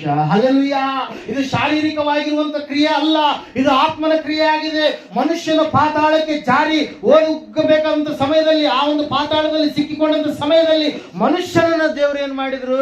ಬಿಡುಗಡೆ ಮಾಡಿದ್ರು. ಬಿಡುಗಡೆ ಸಾಮಾನ್ಯವಾಗಿ ಮಾಡಿಲ್ಲ, ಆತ ತನ್ನ ಸ್ವಂತ ರಕ್ತವನ್ನು ಕೊಡುವುದರ ಮೂಲಕವಾಗಿ. ಆದ್ರೆ ಆ ರಕ್ಷಕನನ್ನು ಇವತ್ತು ದಿವಸ ಜನರು ಏನಾಗಿದ್ದಾರೆ?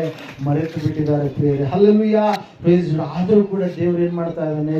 ಅವಕಾಶವನ್ನು ಕೊಡ್ತಾ ಇದ್ದಾನೆ. ಆದ್ರೂ ಕೂಡ ದೇವ್ರು ಏನ್ ಮಾಡ್ತಾ ಇದ್ದಾನೆ?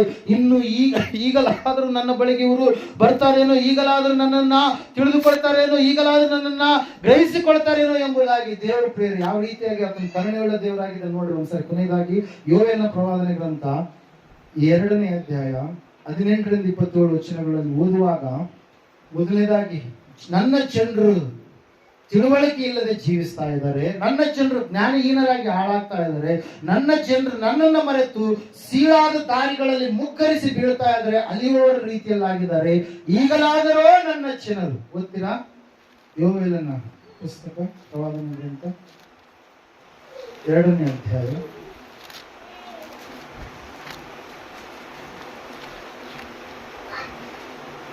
18 ನಾವು ಓದ್ತೀನಿ ಕೇಳಿ. ಹಾಗೆ ಯೆಹೋವನು ತನ್ನ ದೇಶಕ್ಕೆ ಅಪಕೀರ್ತಿ ಬರಬಾರದೆಂದು ತನ್ನ ಜನರನ್ನ ಕರುಣಿಸಿ ಅವರ ಬಿನ್ನಹಗಳನ್ನ ಲಾಲಿಸಿ ಅವರಿಗೆ ಹೀಗೆ ಹೇಳಿದನು. ಅಲ್ಲಿ ಓದ್ಕೊಂಡು ಹೋದಂಗೆಲ್ಲ, ಇಗೋ ನಾನು ಧಾನ್ಯ ದ್ರಾಕ್ಷರಸ ತೈಲಗಳನ್ನು ನಿಮಗೆ ಕಳುಹಿಸುತ್ತಿದ್ದೇನೆ, ಅವುಗಳಿಂದ ನಿಮಗೆ ತೃಪ್ತಿಯಾಗುವುದು. ನಿಮ್ಮನ್ನು ಅನ್ಯ ಜನಾಂಗಗಳ ನಿಂದೆಗೆ ಇನ್ನೂ ಗುರಿ ಮಾಡಿನು. ನಾನು ಬಡಗಣ ದಂಡನ್ನ ನಿಮ್ಮ ಕಡೆಯಿಂದ ದೂರ ತೊಲಗಿಸಿ ಹಾಳು ಬೆಗ್ಗಾಡಿಗೆ ಓಡಿಸಿ ಅದರ ಮುಂಭಾಗವನ್ನು ಮೂಡಣ ಸಮುದ್ರಕ್ಕೂ ಹಿಂಭಾಗವನ್ನು ಪಡುವಣ ಸಮುದ್ರಕ್ಕೂ ತಳ್ಳಿಬಿಡುವೆನು.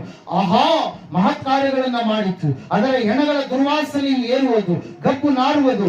ಭೂಮಿಯೇ ಹೆದರಬೇಡ, ಹರ್ಷಿಸು, ಉಲ್ಲಾಸಿಸು, ಯೆಹೋವನು ಮಹತ್ ಕಾರ್ಯಗಳನ್ನ ಮಾಡುವನು. ಭೂ ಜಂತುಗಳೇ ಅಂಜಬೇಡಿರಿ, ಕಾಡಿನ ಕಾವಲಲ್ಲಿ ಹುಲ್ಲು ಮೊಳೆಯುವುದು, ಮರವು ಹಣ್ಣು ಬಿಡುವುದು, ಅಂಜೂರದ ಗಿಡವು ದ್ರಾಕ್ಷಾಲತೆಯು ಸಾರವತ್ತಾಗಿ ಫಲಿಸುವವು.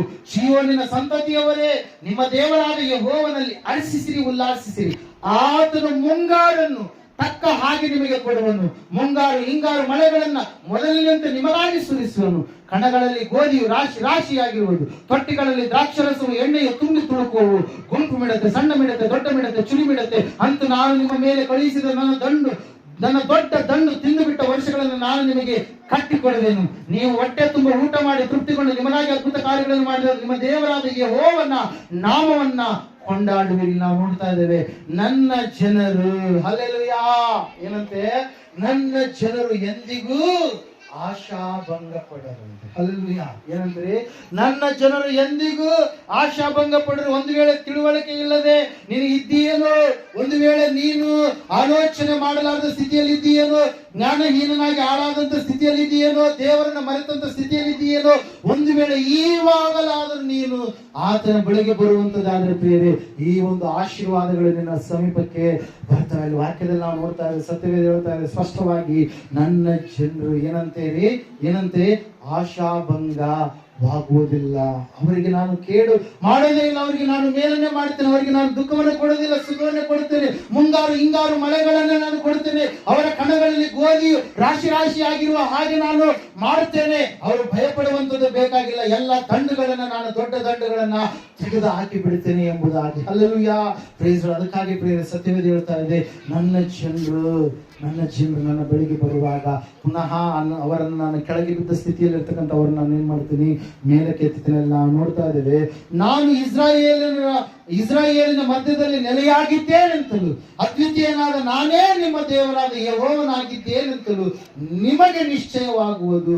ನನ್ನ ಜನರು ಎಂದಿಗೂ ಆಶಾಭಂಗ ಪಡುವುದೇ ಇಲ್ಲ ಎಂಬುದಾಗಿ. ಸಹೋದರ ಸಹೋದರಿಯೇ, ಒಂದು ವೇಳೆ ತಿಳುವಳಿಕೆ ಇರಲಾರ್ದಂತ ಸ್ಥಿತಿಯಲ್ಲಿ, ಒಂದು ವೇಳೆ ದೇವರ ನಿನ್ನ ಯಜಮಾನನು ಯಾರೆಂಬುದಾಗಿ ತಿಳಿಯಲಾರದ ಸ್ಥಿತಿಯಲ್ಲಿ ನೀನು ಇದ್ದೀಯೇನು, ಒಂದು ವೇಳೆ ನಿನ್ನ ಸ್ಥಳ ಏನೆಂಬುದಾಗಿ ಆಲೋಚನೆ ಮಾಡಲಾರದಂತ ಸ್ಥಿತಿಯಲ್ಲಿ ನೀನು ಇದ್ದೀಯೇನು, ಒಂದು ವೇಳೆ ಜ್ಞಾನಹೀನನಾಗಿ ಹಾಳಾದಂತ ಸ್ಥಿತಿಯ ಕಡೆಗೆ ನೀನು ಜಾರಿ ಹೋಗಿ ದೇವರು ಯಾರೆಂಬುದಾಗಿ ತಿಳಿಯಲಾರದೆ ಒಂದು ವೇಳೆ ನೀನು ಇಲ್ಲಿ ಬಂದಿದ್ದೀಯೇನು, ದೇವರನ್ನ ನೀನು ಹೊಂದಿಕೊಂಡಿದ್ದಾದ್ಮೇಲೆ ದೇವರನ್ನ ಮರೆತು ಮತ್ತೆ ಅಜ್ಞಾನದ ಕಡೆಗೆ ನೀನು ಹೋಗಿದ್ದೀಯೇನು, ದೇವರು ಇವತ್ತು ಮತ್ತೆ ನಿನ್ನನ್ನು ಕರೀತಾ ಇದ್ದಾನೆ. ಎಲ್ಲ ಕಷ್ಟಪಡುವವರೇ, ಹೊರೆಹೊತ್ತವರೇ, ನೀವೆಲ್ಲರೂ ನನ್ನ ಬಳಿಗೆ ಬನ್ನಿರಿ, ನಾನು ನಿಮಗೆ ವಿಶ್ರಾಂತಿಯನ್ನ ಕೊಡುವೆನು. ಮತ್ತಾಯನ ಬರೆದ ಸುವಾರ್ತೆ 11:28 ವಚನದ ಪ್ರಕಾರವಾಗಿ ಇಲ್ಲಿ ಕೂಡ ನಾವು ನೋಡ್ತಾ ಇದ್ದೇವೆ, ಯೋಯೇಲನ ಪುಸ್ತಕದಲ್ಲಿ ಪ್ರಿಯರೇ, ಇಲ್ಲಿಯೂ ಕೂಡ ದೇವರು ಕರೀತಾ ಇದ್ದಾನೆ. ಏನಂತೇಳಿ, ಆತನು ಕರುಣೆ ಇಟ್ಟು ನನ್ನ ಜನರು, ನನ್ನ ದೇಶ, ನನ್ನ ಮಕ್ಕಳು ಅವರಿಗೆ ಅಪಕೀರ್ತಿ ಆಗಬಾರ್ದು, ಅವರು ಸುಕೀರ್ತಿಯನ್ನ ಹೊಂದಿಕೊಳ್ಳಬೇಕು, ಅವರ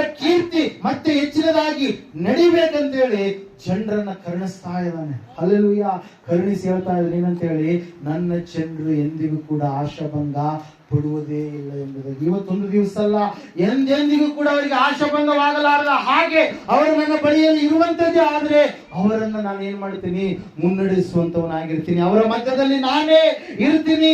ಅವರಿಗೆ ಅದ್ವಿತೀಯನಾದಂತ ದೇವರು ನಾನಾಗಿರ್ತೀನಿ. ನನಗೆ ಹೊಂದಿಕೊಂಡು ಅವರು ನಡೆಯುವಂತದ್ದೇ ಆದ್ರೆ, ನನ್ನ ಸ್ಥಾನವನ್ನು ಸಂಪೂರ್ಣವಾಗಿ ಅವರು ತಿಳಿದುಕೊಂಡು ಯಜಮಾನನ ಸ್ಥಾನವನ್ನು ನನಗೆ ಕೊಡುವಂತದ್ದೇ ಆದ್ರೆ, ನಾನು ವಾಸಿಸುವಂತ ಸ್ಥಳದಲ್ಲಿ ನಾನು ಅವರನ್ನು ಸೇರಿಸ್ತೇನೆ ಎಂಬುದಾಗಿ ಅವರು ತಿಳಿದುಕೊಳ್ಳುವಂತದ್ದೇ, ಗ್ರಹಿಸಿಕೊಳ್ಳುವಂತದ್ದೇ.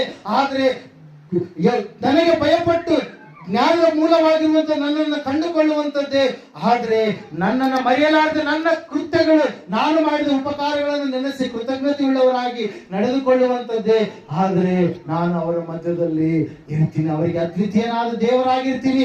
ಅವರನ್ನ ಆಶಾಭಂಗಕ್ಕೆ ನಾನು ಗುರಿ ಮಾಡುವುದಿಲ್ಲ. ಅವರಿಗೆ ಕೇಡನ್ನೆಲ್ಲ ಮೇಲನ್ನೇ ನಾನು ಏನ್ ಮಾಡ್ತೀನಿ, ಬರಮಾಡುವವನಾಗಿರ್ತೀನಿ ಎಂಬುದಾಗಿ. ಹಲ್ಲೆಲೂಯಾ, ಪ್ರೈಸ್ ದಿ ಸಮಯದಲ್ಲಿ ನಾವೆಲ್ಲರೂ ನಿಂತ್ಕೊಳ್ಳೋಣ ಪ್ರಿಯರೇ.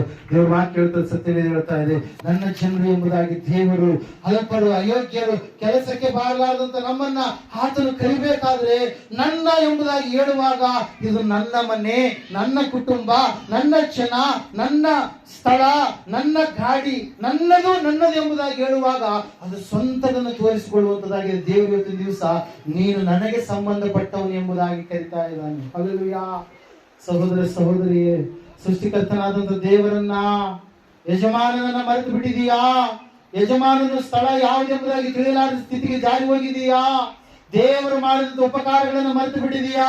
ದೇವರಿಗೆ ಭಯಪಡಲಾರದ ಹಾಗೆ ನೀನು ಒಂದು ವೇಳೆ ನಡೆದುಕೊಳ್ತಾ ಇದೀಯಾ? ದೇವರು ನೋಡೋದಿಲ್ಲ ಎಂಬುದಾಗಿ ನೀನು ಅಂದುಕೊಂಡು ಜೀವನ ಮಾಡ್ತಾ ಇದೀಯಾ? ನಿನ್ನ ಜೀವಿತವನ್ನ ಪಾಪದ ಕಡೆಗೆ, ಶಾಪದ ಕಡೆಗೆ ನೀನು ನಡೆಸಿಕೊಳ್ತಾ ಇದೀಯಾ? ಸಹೋದರ ಸಹೋದರಿ, ಈ ಸಮಯದಲ್ಲಿ ದೇವರು ಮಾತಾಡ್ತಾ ಇದ್ದಾರೆ. ಈ ಸಮಯದಲ್ಲಿ ನಿಮ್ಮನ್ನು ನೀವು ತಗ್ಗಿಸಿಕೊಳ್ಳ್ರಿ. ದೇವರೇ ನನ್ನ ಸಮೀಪಕ್ಕೆ ಬಾಪ, ದೇವರೇ ನನ್ನ ಬಳಿಗೆ ನೀನು ಬಾ ಸ್ವಾಮಿ. ನಾನು ಅಲ್ಲ ಸಲ್ಲದ ಸ್ಥಿತಿಯ ಕಡೆಗೆ ಹೋಗಿದ್ದೇನೆ ಸ್ವಾಮಿ, ಇನ್ನು ಮುಂದೆ ನಾನು ಹಾಗೆ ಹೋಗೋದಿಲ್ಲಪ್ಪ. ದೇವಾ ನನ್ನನ್ನು ನೀನು ಎಚ್ಚರಿಸಿದ್ದಕ್ಕಾಗಿ ಸ್ತೋತ್ರ ಎಂಬುದಾಗಿ, ದೇವಾ ಪುನಃ ನನ್ನ ಜೀವಿತವನ್ನು ನಾನು ಕಟ್ಟಿಕೊಳ್ಳುತ್ತೇನೆ ಸ್ವಾಮಿ ಎಂಬುದಾಗಿ. ನಾನು ಹಾಳಾಗುವಂಥದ್ದು ನಿನ್ನ ಇಷ್ಟವಲ್ಲ, ನಾನು ನಾಶವಾಗುವಂಥದ್ದು ನಿನ್ನ ಇಷ್ಟವಲ್ಲ, ನಾನು ಅನಾರೋಗ್ಯದಲ್ಲಿರುವಂಥದ್ದು ನಿನ್ನ ಇಷ್ಟವಲ್ಲ, ನಾನು ಬಿದ್ದ ಸ್ಥಿತಿಯಲ್ಲಿ ಇರುವಂಥದ್ದು ನಿನಗೆ ಇಷ್ಟವಲ್ಲ ಎಂಬುದಾಗಿ ನೆನೆಸಿ ನೀನು ನನ್ನ ಸಂಗಡ ಮಾತಾಡಿದೆಯಲ್ಲ ಸ್ವಾಮಿ ಎಂಬುದಾಗಿ ಈ ಸಮಯದಲ್ಲಿ ಪ್ರಾರ್ಥನೆ ಮಾಡ್ರಿ. ಅಪ್ಪರು ಪ್ರಾರ್ಥನೆ ಮಾಡ್ತಾರೆ. ಈಗ ಸಮಯದಲ್ಲಿ ಪ್ರಾರ್ಥನೆ ಮಾಡ್ರಿ. ಕಣ್ಣುಗಳು ಮುಚ್ಚಿ ನಿಮ್ಮ ಒಂದು ಸಮಸ್ಯೆಯನ್ನು ದೇವರಿಗೆ ಹೇಳ್ಕೊಡ್ರಿ. ವಾಕ್ಯವನ್ನು ಕೇಳಿದ್ದೀರಿ. ಕೇಳಿದ ವಾಕ್ಯದಲ್ಲಿ ದೇವರು ಎಷ್ಟು ಪ್ರೀತಿ ಇಟ್ಟಿದ್ದಾನೆ. ಇಸ್ರಾಯೇಲರನ್ನ, ಆ ಇಸ್ರಾಯೇಲರ ದೇವರು ಇವತ್ತು ಪ್ರಪಂಚವನ್ನು ಉಂಟು ಮಾಡಿದ ದೇವರು ಅವರೇ. ಇಸ್ರಾಯೇಲರು ಮಾತ್ರ ಆತನ ಗುರುತಿಡ್ಕೊಂಡು ನಡ್ಕೊಂಡಾಗ ಅವ್ರಿಗೆಲ್ಲ ಮೇಲುಗಳನ್ನು ದೇವರು ಕೊಟ್ಟಿದ್ದಾನೆ. ಮೇಲುಗಳು ಮಾಡಿದ ಮೇಲೆ ಅವರು ಪ್ರಪಂಚವನ್ನು ನೋಡಿ ಮಾಡಿದಾಗ ಪದೇ ಪದೇ ಪದೇ ಪದೇ ಆತನ ಎಚ್ಚರಿಸಿ ಅವರಿಗೆಲ್ಲ ವಿಧದ ಸುರಕ್ಷತೆಯನ್ನು ಕೊಟ್ಟಿದ್ದಾನೆ. ಪ್ರಿಯವಾದವರೇ, ಪ್ರತಿಯೊಬ್ಬರನ್ನ ಮನುಷ್ಯನನ್ನು ಉಂಟು ಮಾಡಿದ ದೇವರು ಇಸ್ರಾಯೇಲ್ ದೇವರು, ಆತ ಸೃಷ್ಟಿಕರ್ತನಾದ ದೇವರು. ಇವತ್ತು ಆ ದೇವರು ನನಗೂ ನಮ್ಮೆಲ್ಲರಿಗೂ ಸಿಕ್ಕಿದ್ದಾನೆ. ಈ ಸಮಯದಲ್ಲಿ ನಾವು ಪ್ರಾರ್ಥನೆ ಮಾಡೋಣ. ನಮ್ಮ ಸಮಸ್ಯೆಯನ್ನು ದೇವರಿಗೆ ಹೇಳಿಕೊಳ್ಳೋಣ, ಪ್ರಾರ್ಥನೆ ಮಾಡೋಣ. ನಮ್ಮ ಕಷ್ಟವನ್ನ, ದುಃಖವನ್ನ, ನೋವನ್ನ, ಬಾಧೆಯನ್ನ ದೇವರನ್ನ ಕೇಳೋಣ. ಪ್ರತಿ ಸಮಸ್ಯೆಗಳಿಂದ ಬಂಧಿತರಾಗಿ ಬಾಧೆ ಪಡುವವರಿಗೆ ಬಿಡುಗಡೆ ಕೊಡುವಂತ ದೇವರು, ನಿನ್ನನ್ನು ಉಂಟು ಮಾಡಿದ ದೇವರು. ಆತನ್ನು ಯಾರು ಸೃಷ್ಟಿ ಮಾಡಕ್ ಸಾಧ್ಯನೇ ಇಲ್ಲ. ನಿನ್ನ ಸೃಷ್ಟಿ ಮಾಡಿದಂತ ಸನ್ನಿಧಿಗೆ ನೀ ಬಂದಾಗ ನಿನ್ನ ಮನುಷ್ಯನಲ್ಲಿ ನಿನ್ನನ್ನು ದೃಷ್ಟಿಸಿದ್ದಾನೆ. ನಿನ್ನ ಎಲ್ಲಿ ಹೋದರೂ ನಿನಗೆ ಸುರಕ್ಷೆಯನ್ನು ಕೊಡಲು ನಿನಗೊಬ್ಬ ದೂತನನ್ನ ದೇವರು ನೇಮಕ ಮಾಡಿದ್ದಾನೆ. ಇವತ್ತೇ ಪ್ರಾರ್ಥನೆ ಮಾಡು, ಪ್ರಾರ್ಥನೆ ಮಾಡು, ಪ್ರಾರ್ಥನೆ ಮಾಡು. ಈ ಸಮಯದಲ್ಲಿ ಪ್ರಾರ್ಥನೆ ಮಾಡು. ನಿನ್ನ ಜೀವಿತವನ್ನು ಆತನಿಗೆ ಒಪ್ಪಿಸಿಕೊಡು. ನಿನ್ನ ಸಮಸ್ಯೆಯನ್ನು ಒಪ್ಪಿಸಿಕೊಡು. ಆತನು ರಕ್ಷಿಸಲು ಬಂದಿರುವ ದೇವರು, ಕಾಪಾಡಲು ಬಂದಿರುವ ದೇವರು, ಆಶೀರ್ವಾದ ಮಾಡಲು ಬಂದಿರುವ ದೇವರು.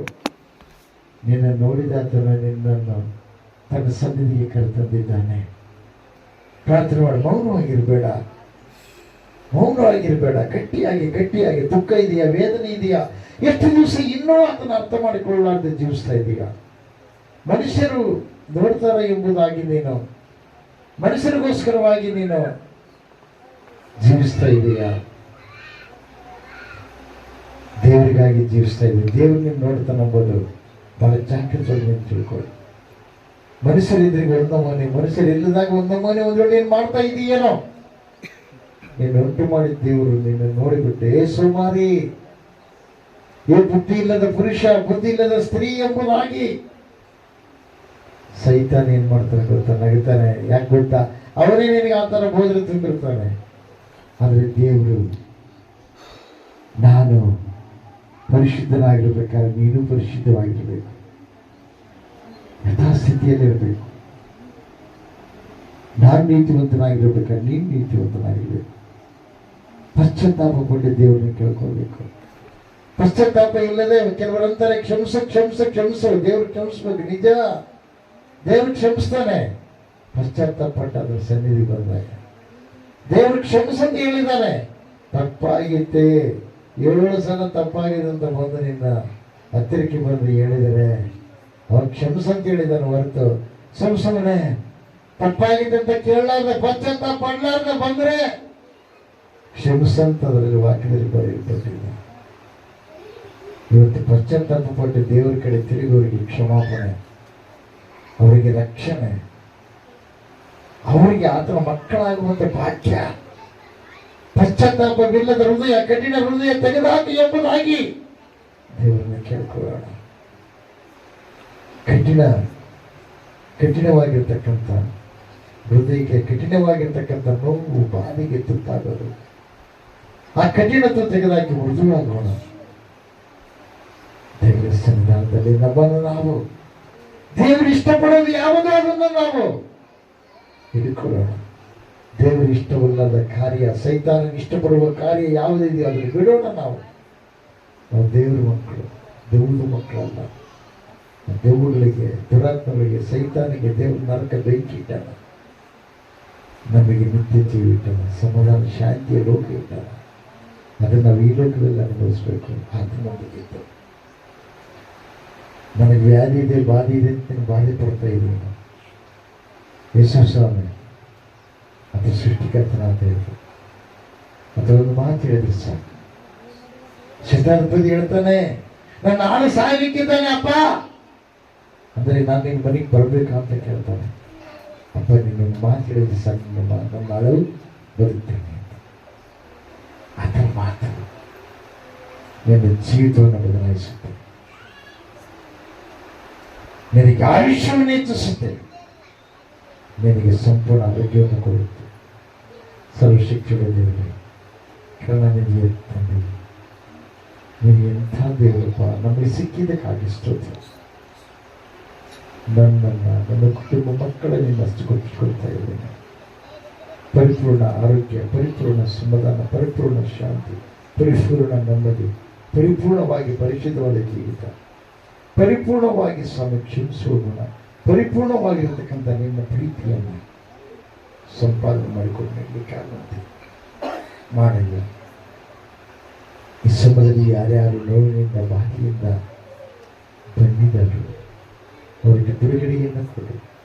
ಯಾರ್ಯಾರು ಕರ್ತನೇ ಈ ಸಮಯದಲ್ಲಿ ತಮ್ಮ ತಪ್ಪುಗಳನ್ನು ಒಪ್ಪಿಕೊಂಡಿದ್ದಾರೆ ಅವ್ರಿಗೆ ಬಿಡುಗಡೆಯನ್ನು ಕೊಡಪ್ಪ. ಅಪವಾದಿ ಹೇಳ್ತಾರೆ, ಈ ಮಾತು ಕೇಳ್ಬೇಡ ನೀನು.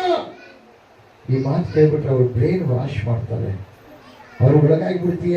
ನೀನು ಮನಸ್ಸು ಬದಲಾವಣೆ ಮಾಡಿಕೊಳ್ಳೋಕೆ ಹೋಗೋಣ. ನಿನ್ನ ಬೇಕು ನೀನೇ ಇರುತ್ತಲ್ಲ ಅಪವಾದಿ ಹೇಳಿ ಹಾಳು ಮಾಡ್ತಾನೆ. ಅವನ್ನ ಯೇಸು ಕ್ರಿಸ್ತನ ನಾಮದಲ್ಲಿ ಆಗ್ತಾ ಇದ್ದಾನೆ. ನೀನು ಕೊಟ್ಟಿರುವ ಅಧಿಕಾರವನ್ನು ಮೊದಲಿದ್ದ ಯೇಸು ಕ್ರಿಸ್ತನ ನಾಮದಲ್ಲಿ ಯಾರ ಮನುಷ್ಯನೊಳಗೆ ಅಪವಾದಿಗೆ ಪ್ರವೇಶ ಮಾಡಿ ನಿನಗಿಷ್ಟವಿಲ್ಲದ ಕಾರ್ಯ ಮಾಡ್ತಾ ಇದ್ದನು, ಆ ಅಪವಾದಿಯನ್ನು ನದರಿದ್ದ ಯೇಸು ಕ್ರಿಸ್ತನ ನಾಮದಲ್ಲಿ ಸಂಪೂರ್ಣವಾಗಿ ಕಟ್ಟಿ ಹಾಕಿ ಲಯಪಡಿಸ್ತಾ ಇದ್ದೇನೆ. ದೇವರಾತ್ಮನೆ, ಪರಿಶುದ್ಧಾತ್ಮನೆ ಬಿಸು. ನೀನು ಹೇಳಿದ್ದೆ ಶೀಘ್ರವಾಗಿ ಅಪವಾದಿಯನ್ನ ನಿಮ್ಮ ಕಾಲ ಕೆಳಗೆ ಹಾಕಿ ತೊಳಿಸಿ ಬಿಡುವೇನು ಅವನ ತಲೆಯನ್ನೆಂಬುದಾಗಿ ಆ ಭಕ್ತನ ಸ್ವೀಕಾರ ಮಾಡಿದ್ದೇನೆ ಸ್ವಾಮಿ. ಇವರಿಗೆ ನಿತ್ಯ ನಿರಂತರ ಆರೋಗ್ಯ ಕೊಡು, ಸಮಾಧಾನ ಕೊಡು, ಶಾಂತಿ ಕೊಡು, ನೆಮ್ಮದಿ ಕೊಡು. ನಿನ್ನ ಶಕ್ತಿ ಪ್ರಭಾವ ಎಲ್ಲರಲ್ಲಿ ತುಂಬಿಸಲ್ಪಡಲಿ. ಯೇಸು ಕ್ರಿಸ್ತನ ನಾಮದಲ್ಲಿ ಸ್ವಸ್ಥತೆ, ಅಭಿಷೇಕ, ಬಿಡುಗಡೆಯಾಗಲಿ. ಸಂಪೂರ್ಣವಾಗಿ ಕೇಳುವ ಕಿವಿ, ಗ್ರಹಿಸುವ ಹೃದಯ, ಸಂಪೂರ್ಣವಾಗಿ ಪರಿಪಕ್ವದಿಂದ ನಿನ್ನ ಶಕ್ತಿಯನ್ನು ಆಸ್ವಾದಿಸಲಿ.